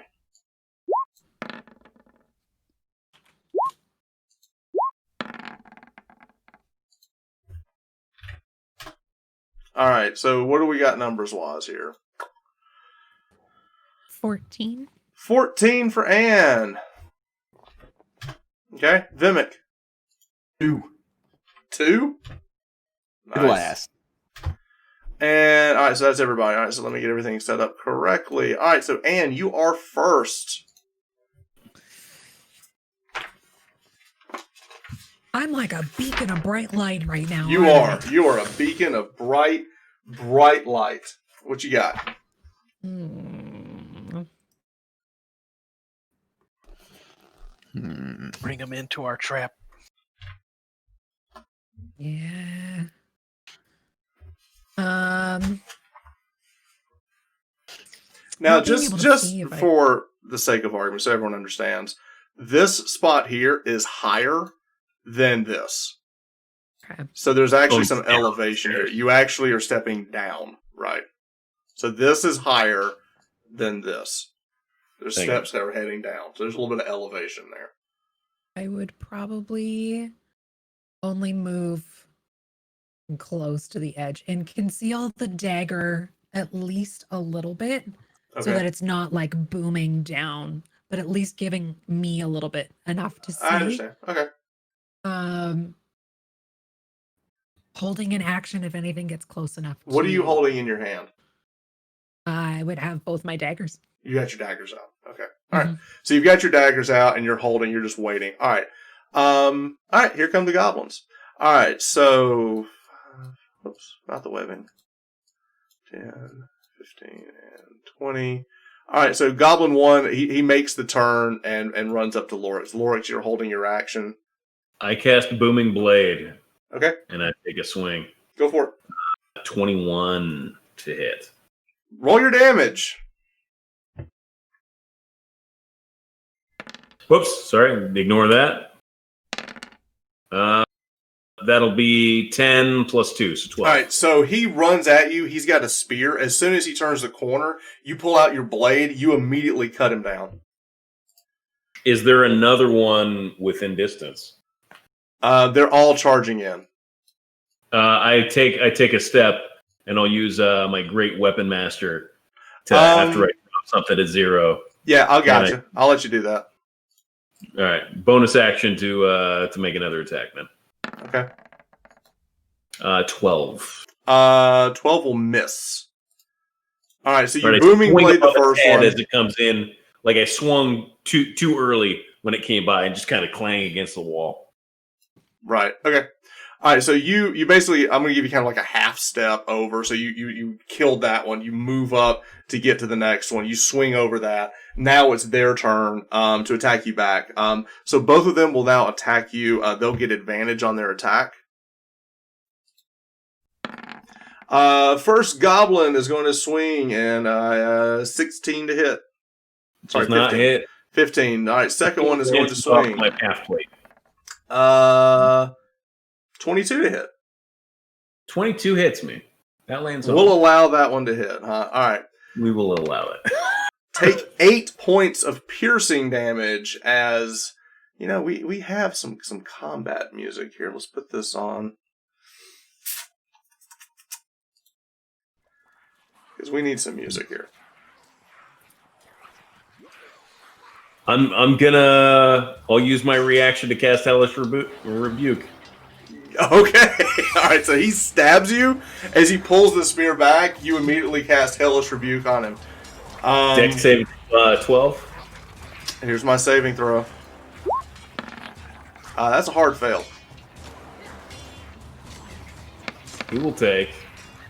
You melt 14. this thing. He It's a fire. stabs you and you melt him. Nice. Nice. It's actually this one. Okay. Alright, so you take 2 out on your turn. Actually on their turn, because you held actions. This guy in the back is going to run off to the side. He's going to pull out his crossbow and take a shot at Lorix. 19 to hit.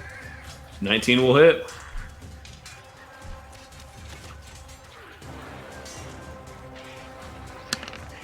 Take another 8 points of piercing damage.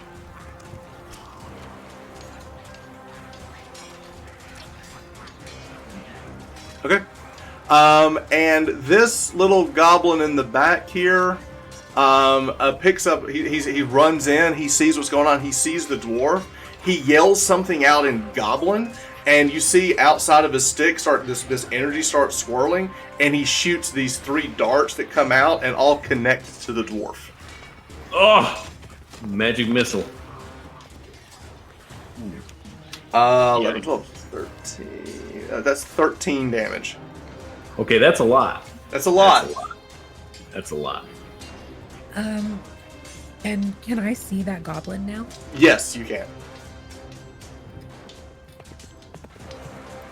Because Anne was holding her action. So you see the crossbow bolt go off. You also see the caster in the back shoot the magic darts that go out and hit poor Lorix. Is Lorix, how are you feeling?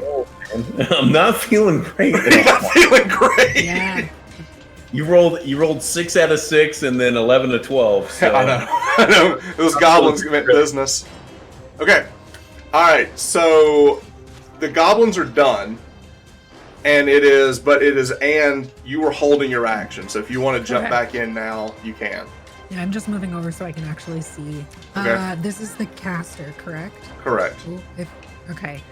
That I one. had both of my daggers ready, so I'll just toss dagger. Okay. Alright. Yeah, no. Yep. Throwing weapons, go. 19, I'll take that. Yes, you will. And a 14. Okay, so the 14's gonna miss, but that first dagger's That's a definitely plus gonna. 5 to hit, though. So that's 19 and 24 to hit. Oh no, just kidding. You absolutely hit with both of them. Okay, so then Yeah. 2d4 for damage. Anne summons her inner gambit and just lets loose some thrown weapons. Nice. 7 plus 6. Alright, so he So casts 13 as the damage. darts leave and hit Lorix, you immediately come out of the shadows, you've let loose both of your daggers. They fly over Lorix's head, they both connect into the goblin. Both daggers go into its chest. He yells out the scream as he falls to the ground. Awesome. And he's And now with- imbuing light, right? Because it wouldn't be on me, it's now on him, because that's what my light was on. Was the Oh, that's right. That's right. So now the light source is in the other room. For the sake of argument, we'll just kind of leave it as is because you can still see, correct? Yeah. Okay, absolutely. all right. So you basically threw this lit dagger through the air. It's a cool effect as this lit dagger flies through the air and then hits the poor goblin. And I guess the light kind of dissipates as part of it. It's now sunk into the goblin itself. All Knocks him right. down, And right. with that, we go to Corden. You go First to thing- Lorix. Oh, I'm sorry, Lorix. It is Oh, Lorix's turn. Oh, I forgot. That was all reaction and holding actions from the previous. it sure was. I'm gonna swing at this guy in front of me. Yes, you are. You will connect. And that's gonna be 8. I didn't even add my modifier in the last one. 11. Yeah, you drop him. All right, and then I'll run over to the guy with the crossbow, and I'll use a bonus action to attack him as well. Great Weapon Master. Great Weapon Master, do it. 19. You will hit. And this one I'll add the 2 for my genie. 5, 8, 10 damage. You drop him. Nice. Right? Awesome. The dwarf hates goblins. All right, so that the dwarf is done. Lorix, with your vision, with your perception being so well, you see that there are more goblins coming.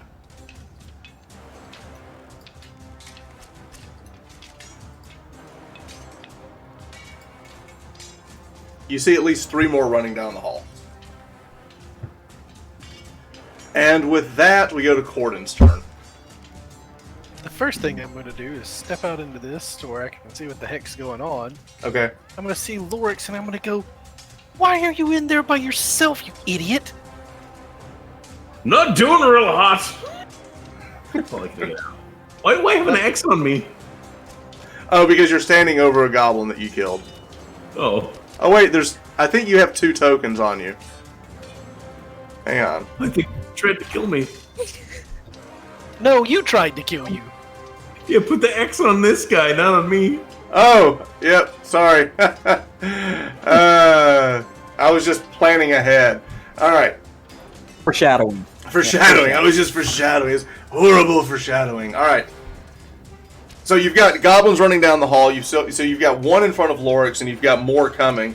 Corden, you can hear a lot of happening. So you step forward. You see 1 more goblin, got his spear out, running towards Lorix. I'm going to bonus action shift into starry form. Okay. All right. So that makes you have a light, which is going to help Anne tremendously. Yeah. Okay. Thank you. All right. So you now limit. I think it's this. I'm also going to continue up to him. Okay. So now I see the hallway. Correct. Alright, as soon as I see that, I'm going to cast Entangle right here. Okay. Where? Ping on the map? Okay. Let me grab it for you. All right. You're going to cast Entangle. Let me go grab it. Trying to buy us some time. Okay. All right. The Entangle goes down. You want to put it right on those 3? Yeah, I want to put it where the very outward edge is where so they got to go all the way through it. Gotcha. Okay. All right. All right. So you run in. You cast Entangle now. Because you shifted into starry form, you can I can't still. do any extra. Huh? Can I do it on the turn I shift? I don't remember. You can. So as a star druid, you shift into this constellation of light that just emanates out of your body. You cast Entangle. As soon as you do that, you can let loose a one right in front of us. Right, the one right in front of them. Take your shot. Or in front of Lorix. Correct. That's going to be. I'm trying to remember what the roll is for that. It's a spell attack, range spell attack. So roll It's d20. It's +5. +5. Oh. 14. 14. Gonna miss. You take that shot. The goblin ducks down. The shot disappears and actually burns into the massive entanglement that you've got put up. With that, it is now Vimic's turn. Oh. All right. Vimic, give me a perception check. Oh, jeez. Okay.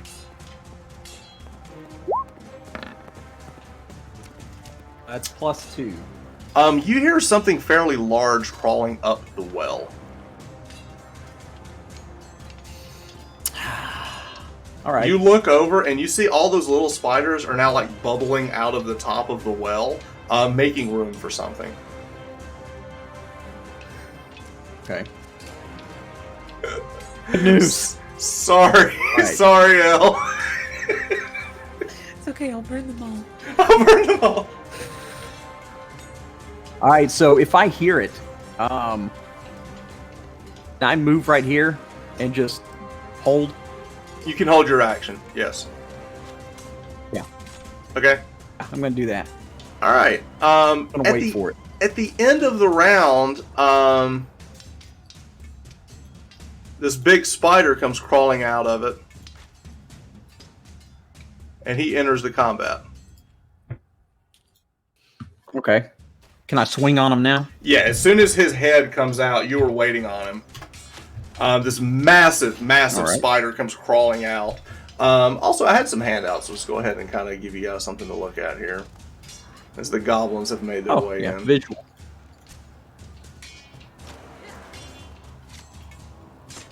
Should I go ahead and roll? Yes. I mean, I think Ellie can do without the spider handout. I don't have a giant spider handout. No, right. Well, thank you. Right. Okay.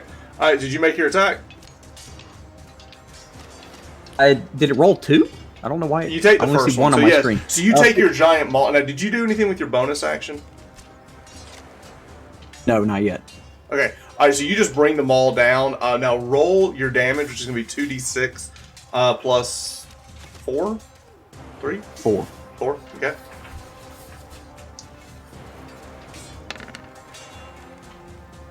How much damage is that? So 11. 11. 11? The giant spider, it comes out, it goes to leap at you out as it kind of like lurches down. As it leaps, you bring the maul up, you just baseball bat it off to the side. This green juice just like explodes out of the side of it as its entire carcass. You basically catch it and you slam the spider's like entire husk into the side of this corner, and it just explodes as this green like gunk goes everywhere, and its lifeless body drops to the ground. Wonderful. All right, and that is Nice. Vimic's turn. Do you want to do anything with your bonus action? So you didn't move, you held your action, you waited, you slammed the spider. Bonus action, anything? No, not yet. Okay. And with that, we're going to go back to the top of the round. We're going to go to Anne. I would. You turn, you just see this grisly scene happen behind you. Or you more hear it, because it's hard to see that. I'd hear it. Can I hear anything else scurrying? You do hear lots of things scurrying behind you. Give me a perception check. Oh, there's more coming up that tunnel. Up the well. I didn't actually take fireball.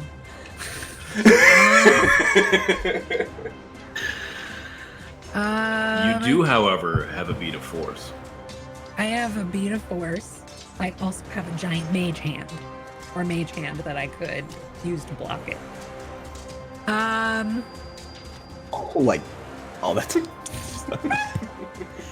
No, The question is, if you're using the mage hand, can you feel them crawling on it? You're the worst! Alright, so... Appears in the choosing range, hand vanishes. No, I don't think I can use it that way. So let's throw the beat of force down the well. Yes. Yes. Alright, so you toss the beat of force down the well. I have to make a dex saving throw, which I'm going to make, but it's still 5d4. It also, it expands and will actually do substantial damage to the structure itself, but roll 5d4 damage. I mean, yes, please. Neko Machina yes. says we have to nuke it from orbit. It's the only way to be sure. Well, that's a question because it pushes it. It pushes Love it the out aliens from reference. Holy cow, that's a lot of damage. All right, so 13 damage. Okay. All right, so you drop the beat of force. You just basically like just take the thing out and just flip it down the well. You hear like this implosion happen as the well itself structurally starts to crumble. Lots of little like popping sounds as all of the other little spiders are popping on the inside of that. You hear some like these squeals and screams coming out of the well itself, but you also can hear a lot of like cracking and crumbling as substantial damage was done to the well itself. Okay. And you just don't have a move action.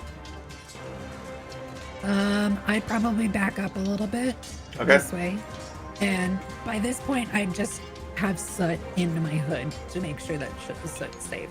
Okay. but I'm not gonna leave Vimic alone. And Okay. that's it. Perfect. All right. And with that, we go back to the goblins.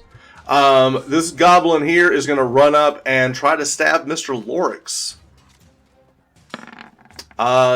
He's Yeah. welcome to try. Well, he's welcome to do it with a 23. So he will stab you again. For 4 points of piercing damage. So the question is, as I drop, whether or not I can Hellish Rebuke him. Yes, it's a reaction. I Hellish Rebuke him as I fall to the ground unconscious. All right. As you went, screw you! You You're let welcome to loose a try. dwarven curse as you hellish rebuke the goblin. And I have to make a save, correct? A dex save of 12. Hard fail. Hard fail, that'll be a 19, 26, and I'll add the 2 from the genie. So why not 28 damage? Just to obliterate. So this goblin Yeah, 26 stabs you, fire and 2 cold. You push back at it, and he just the hot eats cool treats of the hellish rebuke explode the goblin into several pieces. As it's the latest Blizzard flavor from Dairy Queen, goblin chiclets. As they just it shatters across the floor, but also Lorix is down. And I'm unconscious. Is that the first unconscious player of the campaign? Should be. All right, it's a first. I've been here. Yeah, I think that's the first. All right, so Lorix drops to the ground, and all these other goblins are now going to try to fight their way through the entanglement. Actually, pause on that. What level is the entanglement? It's a level. Perfect. I'll dispel it. Thanks, I hate it. Thanks, I ate it. And the goblins will run through. They also will like get that. to here. They're going to double move. They'll spend their entire turn. We're just going to move him off to the side, trying to get around to Corden. So that's the scene. So something in the bag, the something happens where the entanglement just melts, and you see these other 3 goblins just rush through.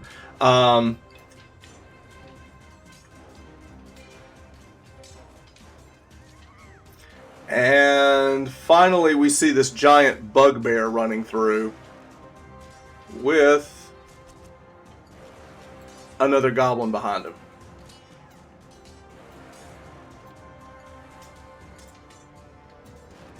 Alright, so now we have 4 more goblins in the room with a giant bugbear as well. I have a handout for that as well. In a down Lorix. And a down Lorix. Okay, so now the room fills more with goblins. A giant bugbear runs in the room. The entanglement blockage that Corden put up has now melted. It is now, let's see, it would be Lorix's turn, so he's going to have to make a death saving throw. I fail. Which he fails. Now, it is Corden's turn. All right, I'm gonna go first. I'm gonna say we need some help in here. I'm going to cast Healing Word on Works. All right, so you like we need help. You call down the magic of your druid circle to do a healing word. So give me a D4 plus Plus 3. plus 3. I'm curious what phrase he uses with his healing word. What phrase do you use with your healing word? What do you say? Moronicus Reparicus. Moronicus Reparicus. which clearly 5. targets Lorix as the Moronicus in the room. Alright, so Lorix, you gasp air as you basically come, but you're still at a measly 5 hit points. Man, I feel better, but I feel like an idiot for some reason. My bonus action will be for this one to take a shot from the archer. Oh, Okay, which one? The one blocking my escape. Correct. All right. So, all right. Well, here's the thing. Healing word is a bonus action. Oh. So I guess I cast something else. Right. So you're not going to be able to use the archer ability because you cast healing word. That is your bonus action. So now you can just flat cast a spell. I'm going to cast Create Bonfire right here. I like it. Create bonfire. Okay.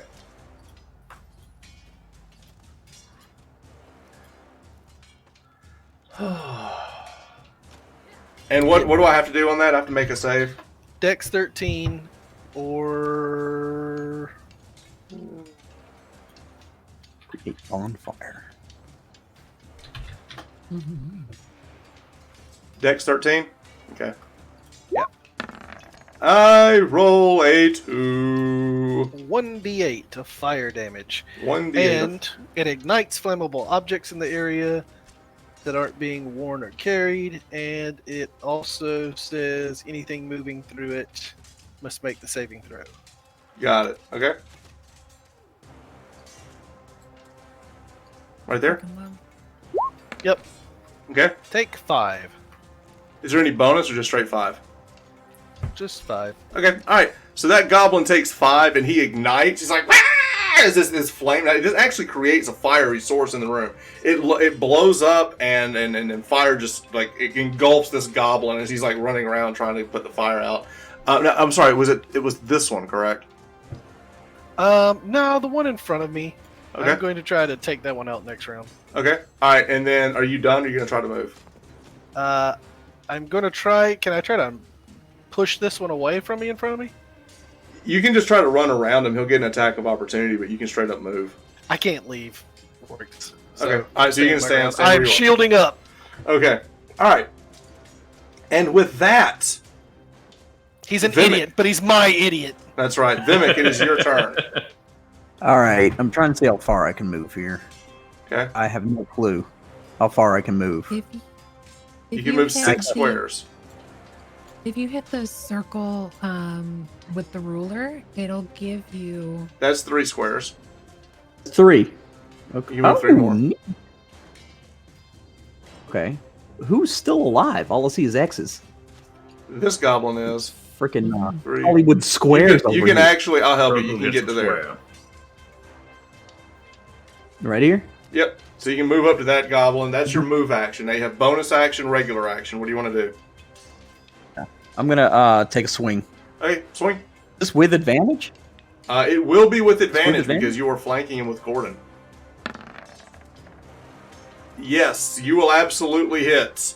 All right, so you come down, you crush this thing with a giant maul. Roll your damage, 2d6 plus 4, I believe. Yep. He is quite dead. 11. All right, he is quite dead.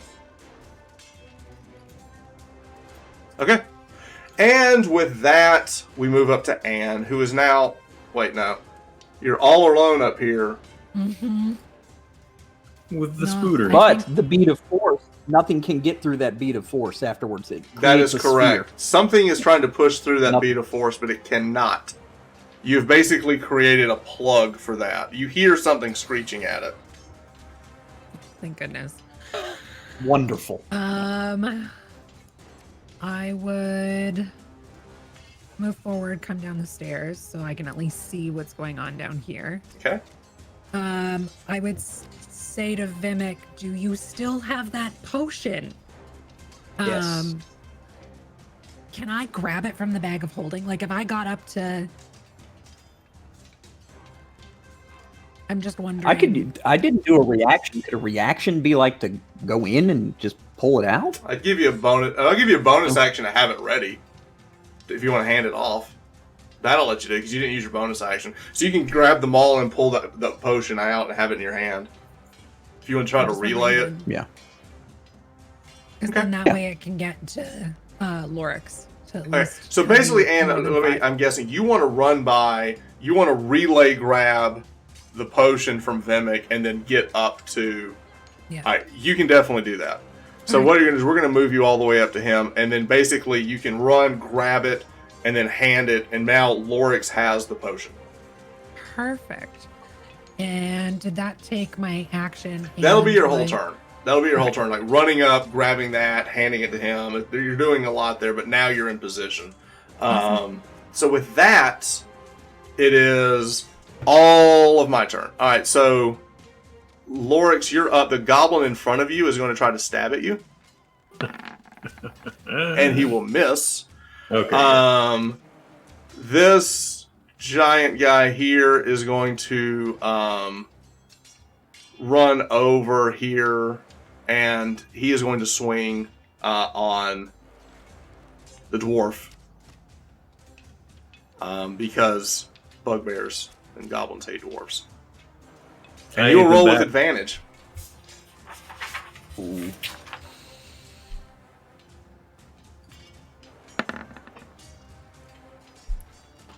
So I don't think I'm going to hit you.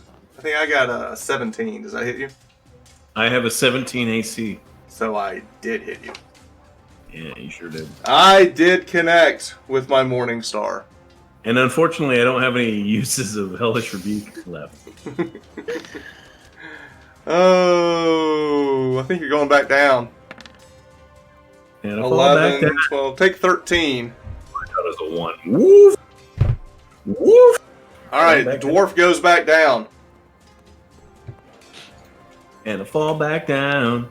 As soon as the dwarf goes down, you see, and you're looking there, you see the dwarf, like, you see Lorix go back down. The caster looks up at you, reaches back with his wand, and points it at you. Make a Constitution saving throw.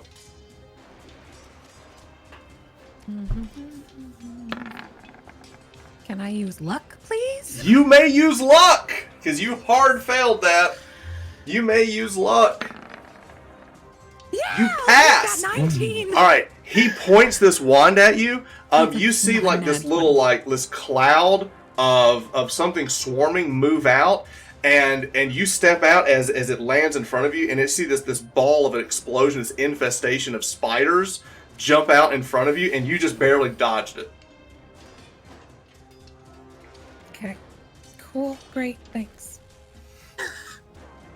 And with that, The worst. and with that, it is Lorix's turn. Make a death saving throw. Would love to.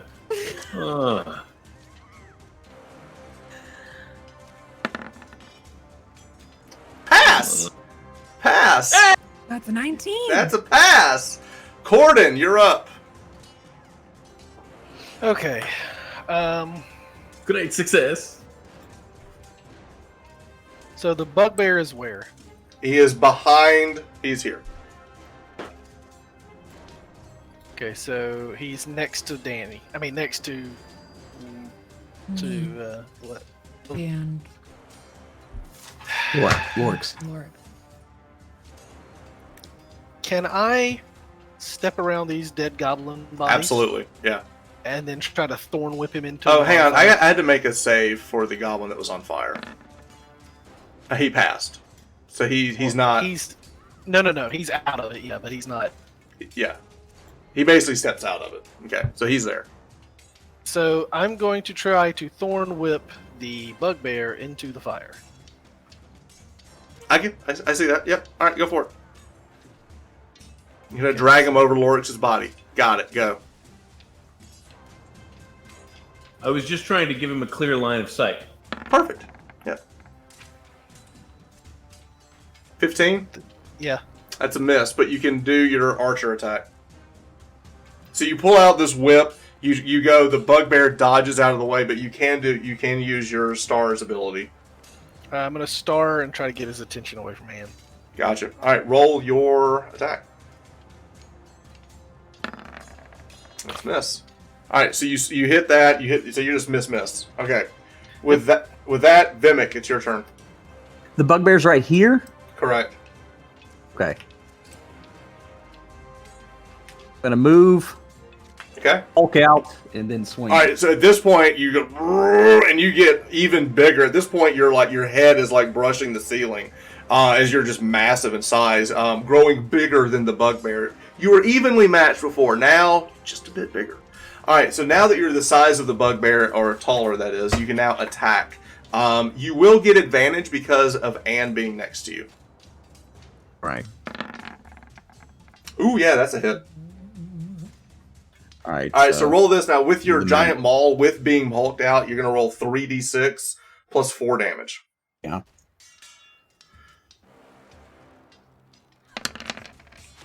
Oh, 17 damage as you crush the giant. Oh, wait. You have crusher feet as well. So where would you like to move the bugbear? You can move him like a square. You put him into the It has to brain, be- can't you? It's You don't have to move unoccupied. So You don't have to move him. I move him over Oryx, You can. or is that occupied? It's not occupied anymore. Lorix is no longer occupying that square. Sorry, buddy. It's rough. All right. Yeah, I'm gonna nail him one closer over the body. Okay. All right, so he's now here. Taking 17 points damage. Is there anything else that you wish to do? That was move. I think I did everything. Do you want to Move action bonus. surge is the question. I don't think I can. Can I? You definitely can. The bonus action was hulking out. Nope. Action surge is just getting another action. Okay. You know what? I will use the fire rune on him though. Oh, okay. All right. So give me another 2d6 damage. Yeah. 2d6. rolls like that. Another 5 and a 5 would be.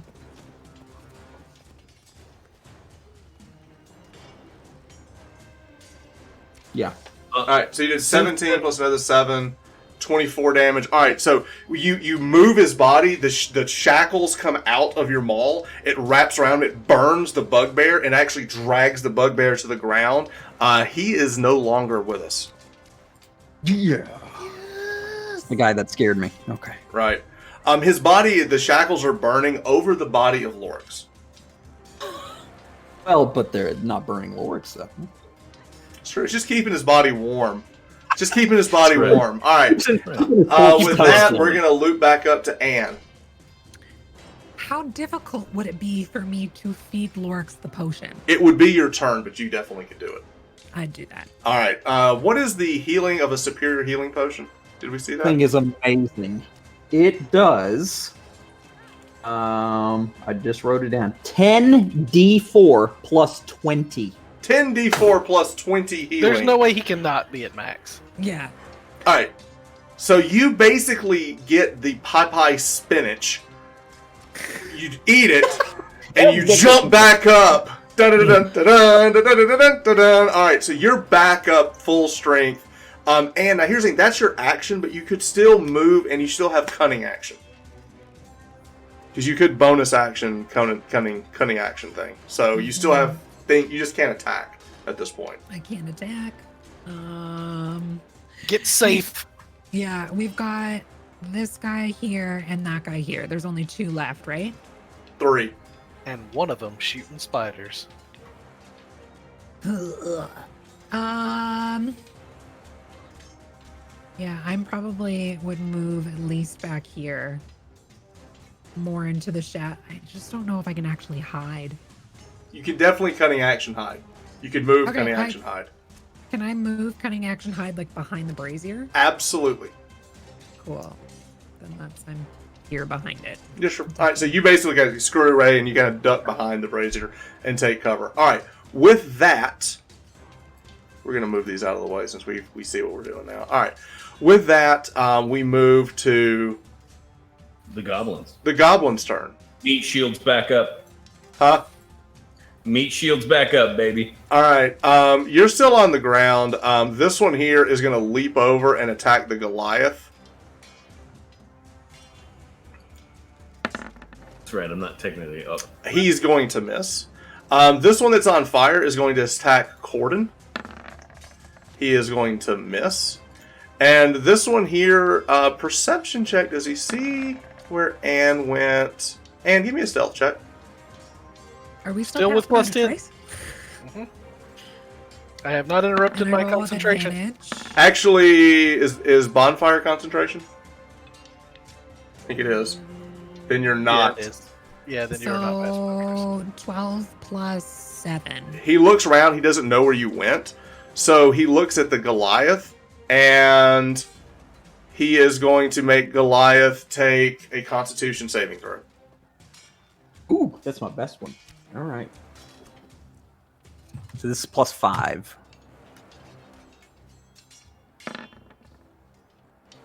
Again, Not he too bad. reaches back and shoots this like infestation of spiders and bugs and parasites. You basically just kind of brush out of the way as they land behind you, and then he's going to move back to here. Are they little?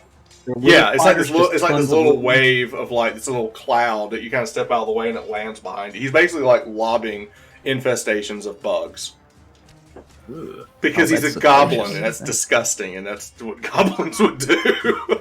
All right, so he moves off to the side. All right, what round are we in? It is now Lorix's turn. Hooray! I don't like this little infestation of bugs that he's doing. So I'm going to go take a swing at that guy. Do I have advantage on him? It's Is he- this guy way back here. Oh, it's that guy way back there. You can still There's get a guy to him. standing. That's a guy that has a spear that's attacking Vimic. You would have advantage on him. Yeah, I'm on my way over here. So I'm Okay. going to kill this guy. All right, go for it. Or attempt to, I suppose. You probably will. Roll 2d6 plus your damage. Yep. Yeah. Yeah. All right. So you run up, you murder this goblin. I'm guessing bonus action, Great Weapon Master. Bonus action, Great Weapon Master. So you stab that guy, you run over. This is the sword swingingest warlock we've ever seen here. Right. 16. 16 will definitely hit. And I don't think run he's a up and warlock. Stab him. And 8, 11, plus, and I'll add the +2 cold for 13 damage. You kill him as well. Excellent. He acts more like a chihuahua. Just run around. All right, so you run over, you stab, and you kill one of the goblins. You then step over using Great Weapon Master. You swing your giant sword over, and the dwarf, who just got regained his health back from the superior healing potion, goes on to murder and maul the rest of the goblins. Everyone looks over. There's still one left as we move over to Corden. Which one is the one left? The one right in front of you that was singed by fire. Can I do my bonus action first? 4? The shot. No, you have to do something that triggers it. Okay. Thorn Whip or... Yeah, I'll just try to Thorn Whip him again. Okay, go for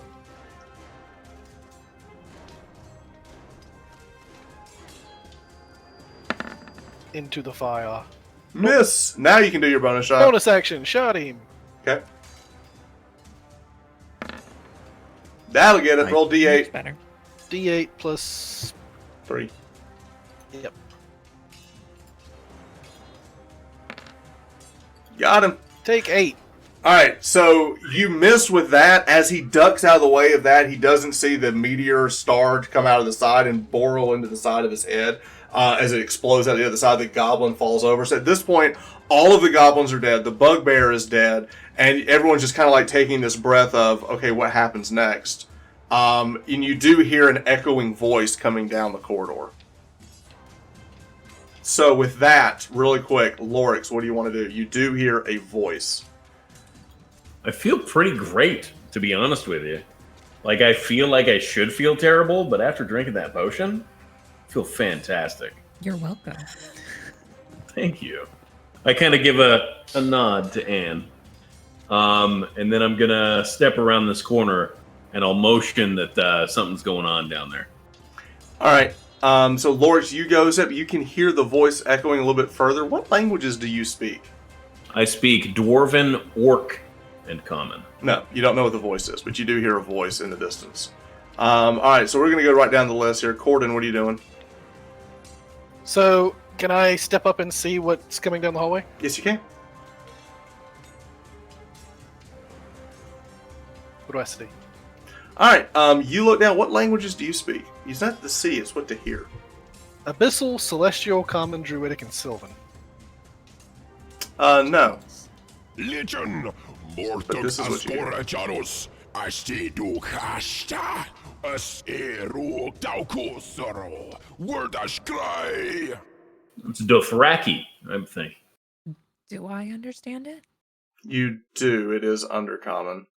You hear this voice bellowing out, and he's basically calling for the Legion to finish off the intruders. Hmm. And That with ain't that, good. Okay. Vimic, it is your turn. You don't know what's Right. being said. You just hear the voice echoing.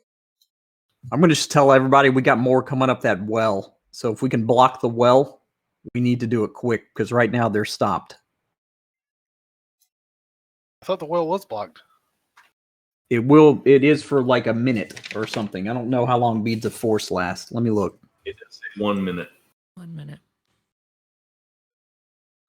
All right, quickly. We are I'll still tell in him that. action. I'm going to start piling bodies onto it if I can. Okay, all right. All right, so You probably you're collapse it with your hammer. I mean, I already got you a good start on that one. That's true. I blew all right. it So up. Vimic, are you going to start heading down the other hall? Yeah. Okay. I Okay. hand the ring to Corden. Just in case. Just in case. Wear this. I should hope it not come to that. Or- but okay. I don't know why I'm wearing it in the first place. All right. With that, Vimic, you go and look, and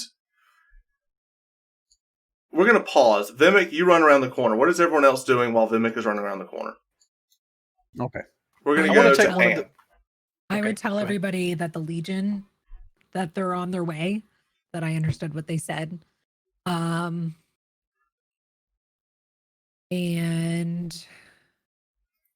Mecha Machina. Legion. This is fine. We're fine. We're good. this is We're good. fine. We're all good. It's a Legion game, like Um, 6. I'd pick up Yeah. my 3 at most. I'd pick up my daggers from the Right, you're gonna go pull your daggers. All right, so you're basically scrounging, getting your weapons back. So And then basically at this follow point, this is what's happened. Lorix goes, he's looking down the hall. Corden goes as well. They're both looking down the hall. They're hearing something happen. They hear this voice, this guttural voice coming down the hall, ordering the Legion, or they don't actually know what they're saying. But they hear something. And you retrieve your weapons and you start moving back down the hall. Now, Vimic, as you run, you turn and you look around the corner. Give me a nature check.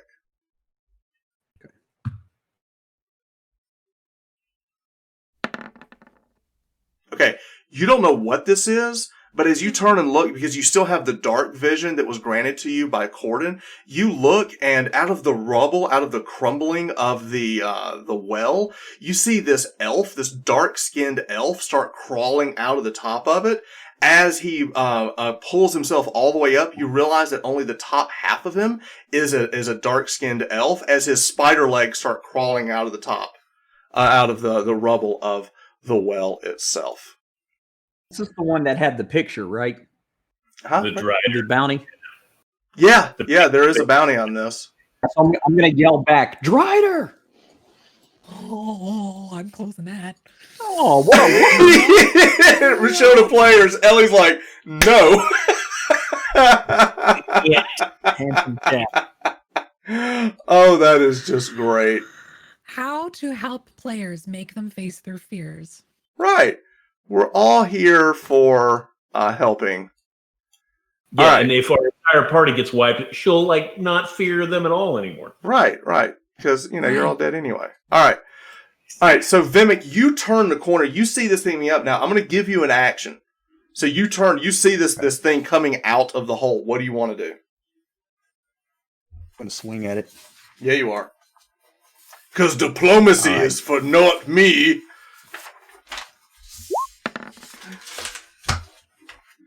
Um, 20. Whoa! You rolled a 20? No, not a nat. Oh, not a nat. okay. All right, so this thing comes out. You just like and you just grab your maul. Now you do get to roll 3d6 plus your damage because you are still in giant mode. Yeah.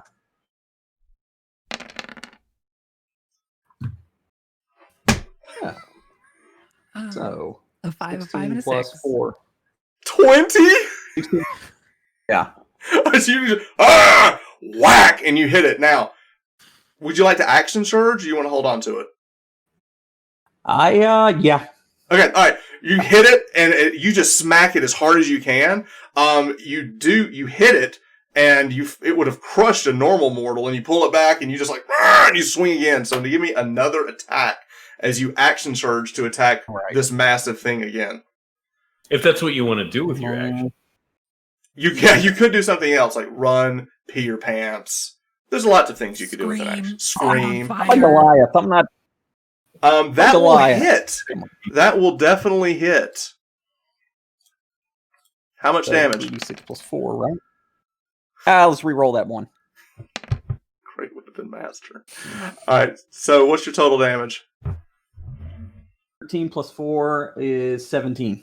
So you did 37 points of damage to the thing. All right. So we're going to keep that up. All right. So you hit it, you rear back, and you just slam it again as it pulls out its longsword to meet you. And with that... Can I try to knock it back into the hole? You can move it, but you can move it. Crusher. You can definitely... It's a spider, yeah. Right. You can definitely move it 5 feet, though. I'll move it back. Okay. Really using your crusher feet, you move it back over you basically like get back. Now, if you wanted to, you still have about 5 feet of movement if you want to shift back. That's the beautiful thing about crusher. You're no longer threatening its space. Yeah. Move back. Okay. 5. Mm-hmm. I think I moved. I can't tell. Yeah, you're fine. Okay. All right, with that, we're going to go back up to the very top, and it is Anne's turn. And you just see the Goliath. There's something going on there, and you see him back up. You do see that his maul is just dripping some liquid off the side of it, like some blood off the side of it. And with that, what do you want to do? I would run up, not knowing it's a gross spider. Right. Although I did hear him say... Tried what it was. He yelled it out loud. I would try and squeeze beside him. Okay. And cast Tasha's Hideous Laughter at the thing. Oh. Nice. It's gotta make a wisdom save. So, here's a rule that I have at my table with that particular spell. Okay. Uh-oh, I'm scared. What's the joke? I have to come up with a joke? Well, what's funny? What's so funny? You can't tell me you don't know a spider dad joke. Yes, old Google is a thing. All right. While you think of that, I will make my wisdom saving throw. Okay. But I do expect a joke. Okay, I'm looking. Okay. And now that I know that's a thing, I will have some jokes. I apologize. I should have told you. It's something I actually played it with my character long ago. It can be as lame as possible. Or just something dumb. But yeah, the lamer usually the better. Yeah. Right. The lamer the better, actually. Right. What do you call an undercover spider? A spider. Oh, yeah. All right. Work. It begins to laugh uncontrollably at the amazingness of this joke. And how much damage do I take? Sorry, I got distracted. A creature falls prone, incapacitated and unable to stand up for the duration of 1 minute. He got all them legs and he can't stand up. So he just falls to the ground. It doesn't do damage, he just falls to the ground. Yeah, he's incapacitated and non-prone. Alright, so it's laughing uncontrollably, this guttural laugh. It just kind of sits there, completely loses itself in the moment, and Now he can make a save at the end of every turn, correct? Yes. Okay, At but the he end is. of each turn, each time it does say it takes damage, He does take damage. but I don't have any. Oh, don't maybe have it can any make a save modifiers. when it takes damage. Oh yes. Maybe. Sorry, new spells, friends. New spells. All right. I've never I used need to this one look- before. I'll help.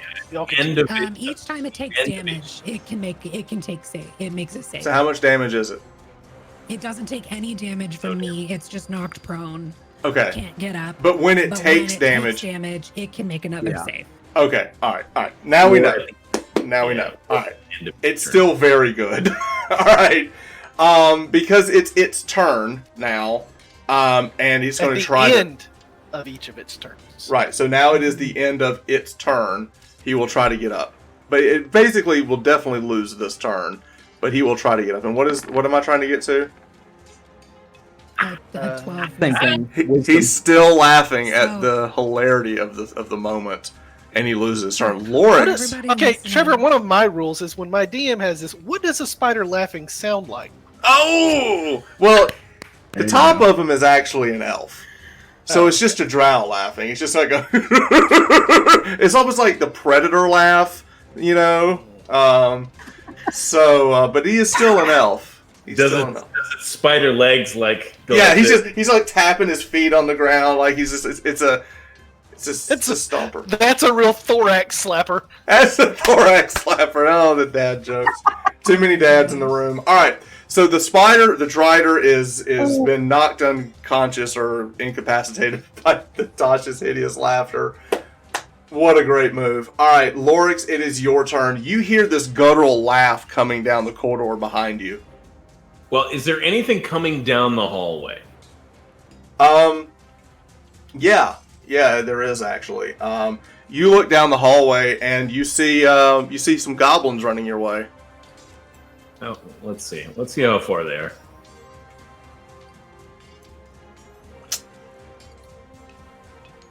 Am I waiting for you to drop them in? You are. Okay. Just making sure.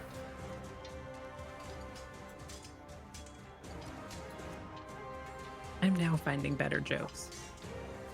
You see three more goblins and a bugbear running down the hallway. Okay. You get an Eldritch Blast. You get an Eldritch Blast. All right. So you just shoot an Eldritch Blast down. Now, I remember correctly, because you're full health, you're going to Legend of Zelda blast out of your sword. I am Right. full health. Sword beams. Sword beam.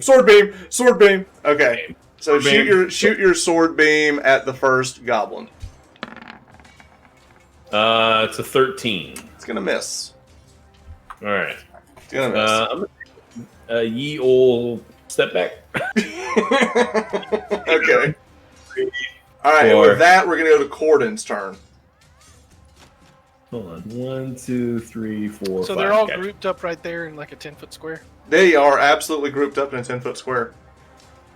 I'm going to reach into my pocket and grab a bead of force and hurl it at the 10-foot square of them. 'cause it's Ah, a you're going to pull out the old square. bead of force hand grenade that the DM gave you for some reason. Actually, it was rolled randomly. So you got a bead of force. All right. So each goblin has to make a save. It's a DC deck 15. save. All right. Roll number 1 is a 1. Roll number 2. Go ahead and give me 5d4.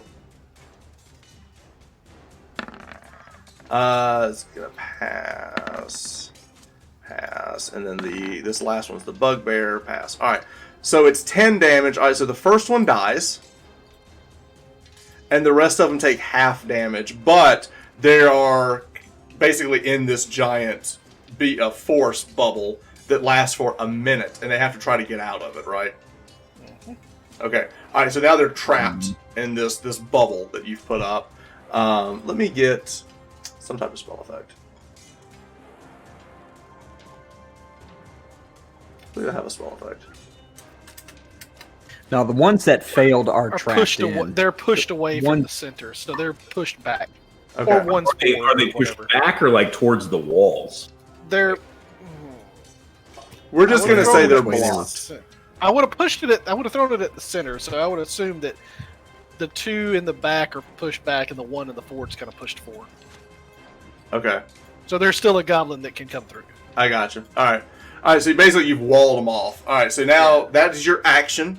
Now you have. That doesn't make sense to say that they're all Correct. All right. So basically you just create like this bubble that pushes them out. So the two in the back get pushed back, and then the goblin in the front gets pushed forward. You still have movement and bonus I'm gonna action. shoot him with a starry. So the starry thing doesn't work because you didn't cast a spell. You threw a bead. Right? I just think it says any action. Oh, you know what? You're absolutely right.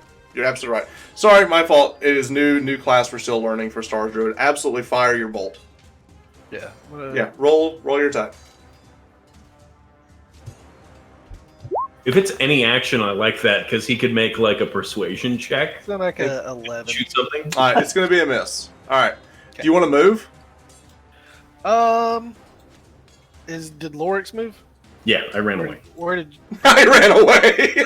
Where did you go? He turned around. He left you. Towards the dragon. I guess that's where I'm going too. At the right. top of the hallway. All right. And with that, it's Vimic's turn. All right. Can I walk I up to turned this and thing? looked, and I was like, "What? What? Okay." I walk up to this thing and do a coup de Gracie. No, you can't do a coup de grace, but you can attack with Oh, no. advantage. Yeah, that's what I mean. Like Yeah, right. absolutely. it's coup de Gracie. I know English. Goop to Gracie. He's one of them MMA guys. All right, the 16 will definitely hit, so roll 3d6 plus your damage 4 with your giant maul. And we're gonna re-roll. Reroll the 1 for Great Weapon Master, so 4, 8, 19, 11, 11, 15 damage. Okay. So you already did 37, so we're up to 52 damage. All Yeah, I done can by give the somebody a Goliath potion. Moon Knight. Okay, it gets a save to try to get out of it because it took a lot of damage there. And it's out. It's out. He is out. Okay. And with that, we go to Anne's turn. Okay. Just so everyone knows, the goblin and the Dryad are all going on the same initiative. Okay. So it is Anne's turn. Then I will move into the room so I can actually see what I'm. I will shoot an arrow at it, and I get advantage. Are you gonna sneak aim? attack. You're gonna aim and shoot? Well, he's right beside it. Do I not get ally? Oh yeah, you do. You do. That's fine. So attack with advantage. And I'll move here so I'm not. There we go. I got a 5. Nope. An 8. Plus 5. Are you lucky? I am lucky. I could roll one more time. Oh, and it's a 3! That lucky feat has paid off. It's paying Oh dividends. my lord! All right, take a shot. All right, so it's going to be a d6 for the arrow. Is your sneak attack damage 2d6? 2d6. So that's All right, so roll 3d6. 6d6. Okay, I can do that. 6d6. And coming in with a holy cow, 23 plus your dex mod is what?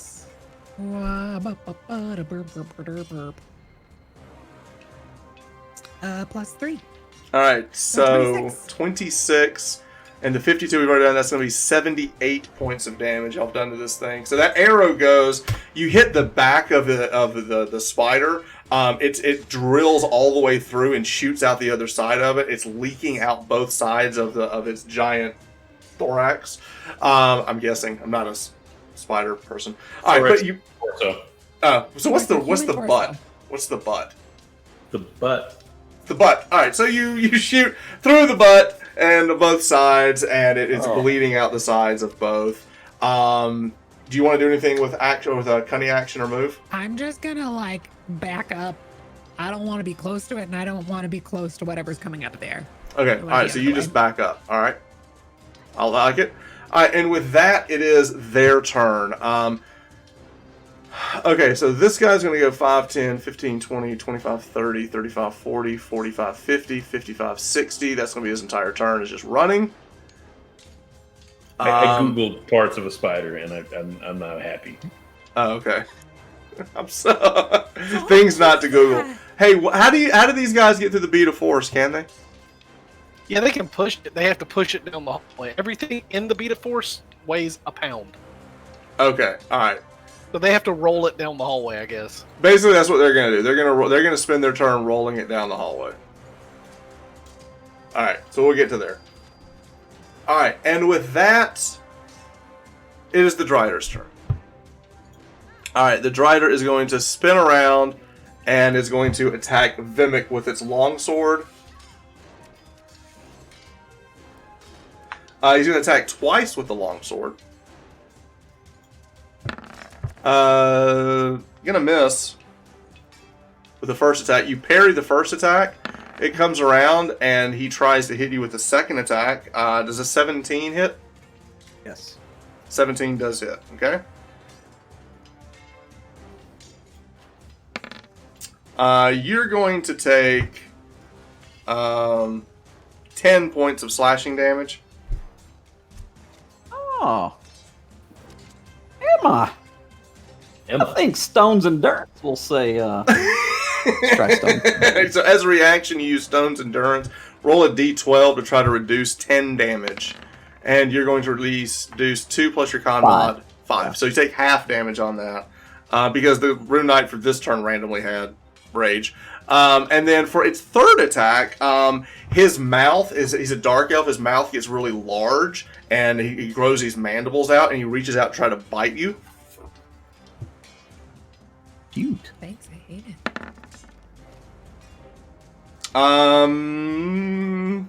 You get out of the way. As soon as you see that coming, you immediately step back. It reaches forward and tries to grab at you. You just kind of pushed it out of the way with your maul. With that, all of the goblins are done. The Drider is done. We go to Lorix. Lorix doesn't know exactly how far up the hallway this thing is. And if those things are behind the beat of force still, so 1, 2, 3, 4. I guess that's as far as he can go. And where's the Drider? Right here? You can see him. But yeah, Eldritch Blast is all I got then. Okay, go for it. Roll your attack. Still got my sword beams. Sword beam. Got my sword beams. Sword beam. Sword beam. 17. 17. I can't tell what's like there or not. What's the problem? I can't tell where the active creatures are. You've got one here. Okay. And you got one here. You got that one there. And you got this one here. See, I'm not seeing them until I move there. Gotcha. All right. With that, you shoot your sword beam and miss. 17 misses. Oof. That's the Drider with a big X on him? No, that's the dead spider. There's this other thing here.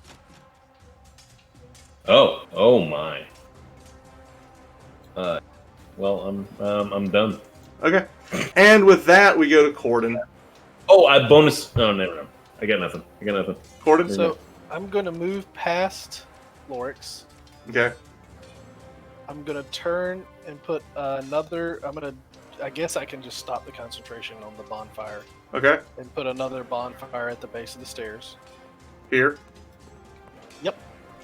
Okay, you block it off. I like it. And then I'm going to bonus action... Shot. Star shot the... Star shot! Strider. Star shot! 23. Nice! 23. D8 plus 3 damage. Go. Woo! I like that max damage. Because he's now taking 89 points of damage. Okay.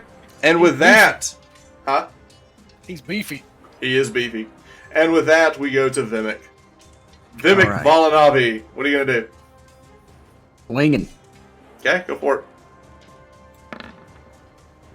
Man, that's going to hit.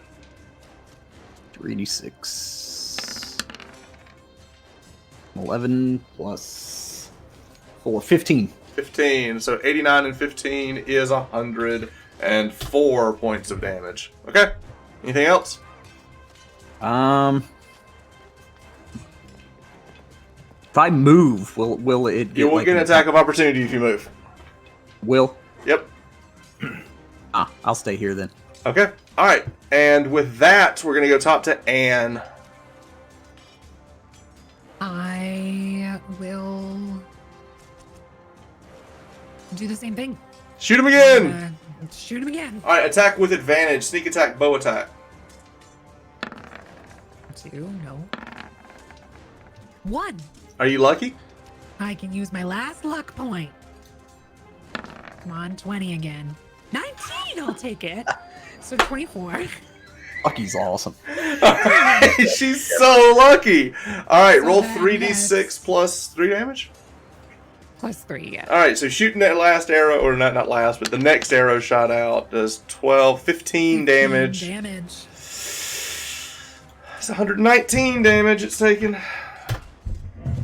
All right, another arrow. It's not feeling too good. It's starting to waver a little bit, just a hair. And with that, it's his turn. The Drider reaches back with its sword, and it's going to take a swing at Vimic. It's going to miss. It's going to take another attack at Vimic. Nat 20. Oh no.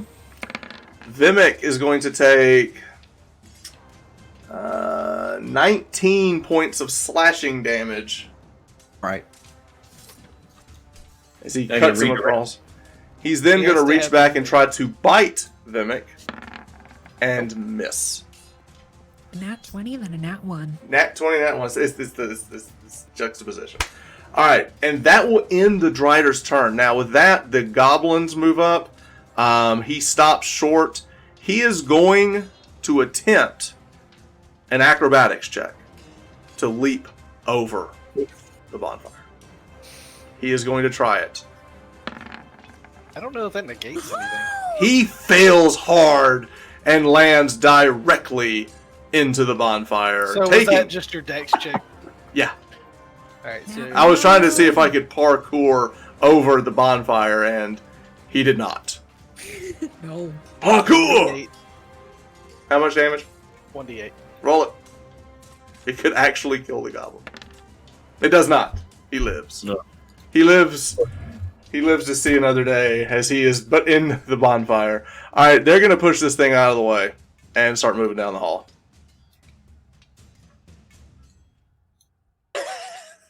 They're coming. They are coming. All right, with that, Lorix's turn. Man, I don't know if I want to kill 5 more goblins or attack this Drider. It's 3 more goblins, or 2 more goblins and a bugbear.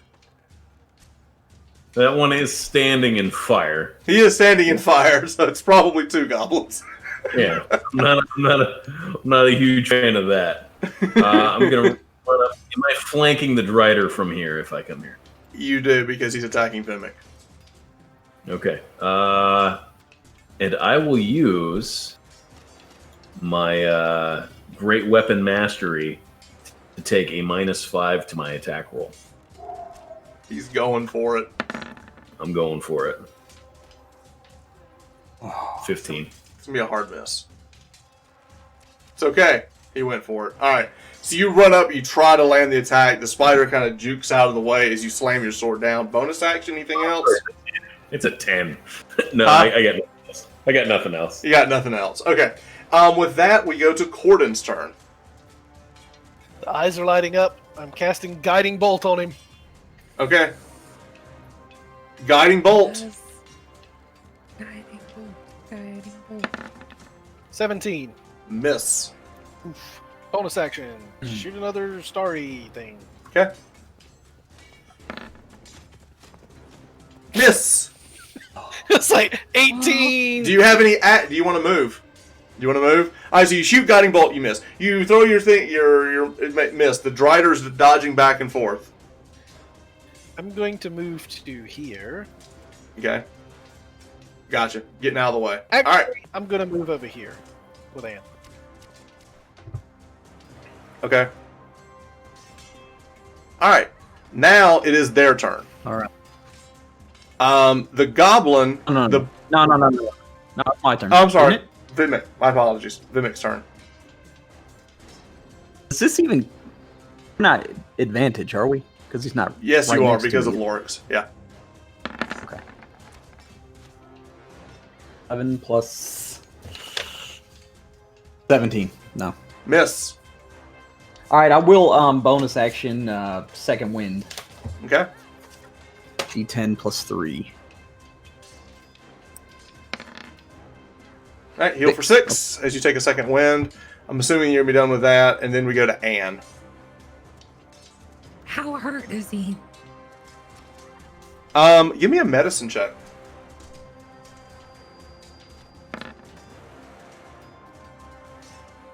Hard to tell. Okay. Yeah, it's a +1, so that's a 7. Yeah. There's a lot of blood. There's a lot of things happening, but you've never seen a Drider before, so you don't know if this is just normal behavior. Okay. I'm going to arrow again. Shoot again with advantage. Arrow with sneak attack and advantage. Driders bleed all the time. 19. Roll Let's see if we get that 3d6. 20. Okay, 3d6. 13 damage. And what does it look like as you kill the Drider? Yes! Can I separate him in half from the elf top half? To the Sure. body? So you shoot the arrow. It was already cut from a previous attack. It snips the spine of it and just kind of doubles over as the top of his body spins over. The bottom half of his legs take off and run past the door, leaving his torso at the bottom, and then they kind of stop and slide across the floor. All right. So with that, we have a dead Drider. Now, it is. And do you want to move? I mean, you just take the shot, and now you're good where you are. And then with that, it is going to be the goblins and bugbear turn. Now, the bugbear is going to basically run and push the goblin in the fire down and step on him to abate the flame of the bonfire and run up.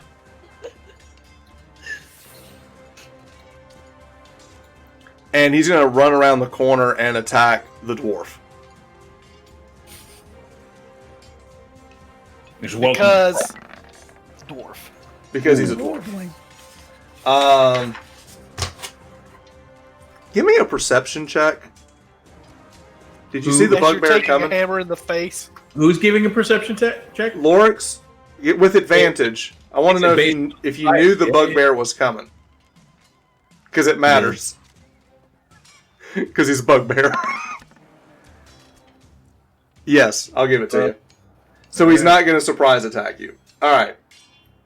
Well, he wouldn't have anyway, but anyway, it'd been fun. Alright, so he's going to run up and hit you with his giant morning star. You can try. Actually, I guess I should actually roll to attack. I guess that's fair. Or, wait. 15 to attack. So you basically, he runs up to hit you. You run around and you parry with the giant sword that you have. This goblin is going to attempt to do the same thing the bugbear did. And he does. He's going to turn around the corner and try to spear Vimic in the back. Like any good goblin would. As you do. And he misses. Alright. With that, we're going to go to Lorix, who now has a bugbear in front of him and there's a goblin in front of Vimic. Is the bugbear flanked? Yes, he is. All right, I'm just going to turn. As I parry, I'm just going to come down and try and come down on Are you going to his use your feet? neck. I am not. You're not. You're going for accuracy. 23. That's a hit. That is a hit.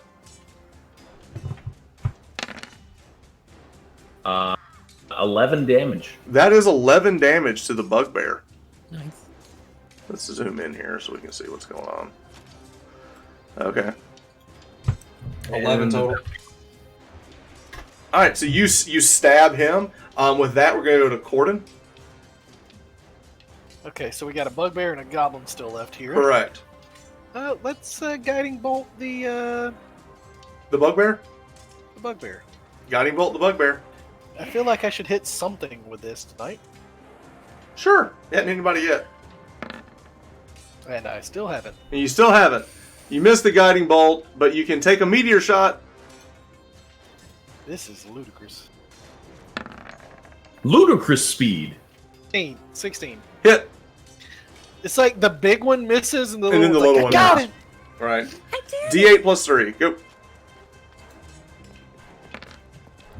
11. You got him. He's down. Right through the forehead. There you go. All right, so you drop the bugbear. There's one goblin left as we get to Vimic's turn.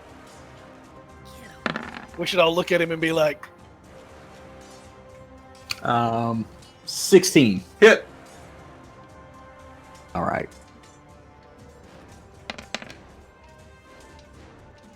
I don't. Yeah, we're re-rolling those. You got Yeah, him. you All are. right, he's toast. All right, so you have killed the last of the goblins, the 2 bugbears, the Drider. They're all toast. And with that, there is still something coming in the distance. Vimic, you are extremely strong, and you're still got this mass to you. You quickly look and see that you could use some of the things here to block off the wall. The well thing. not the well. Oh, this wall. Not the well. The Definitely. staircase. You could actually barrier because there's more things coming. I'll move like these tables and crates and. Okay.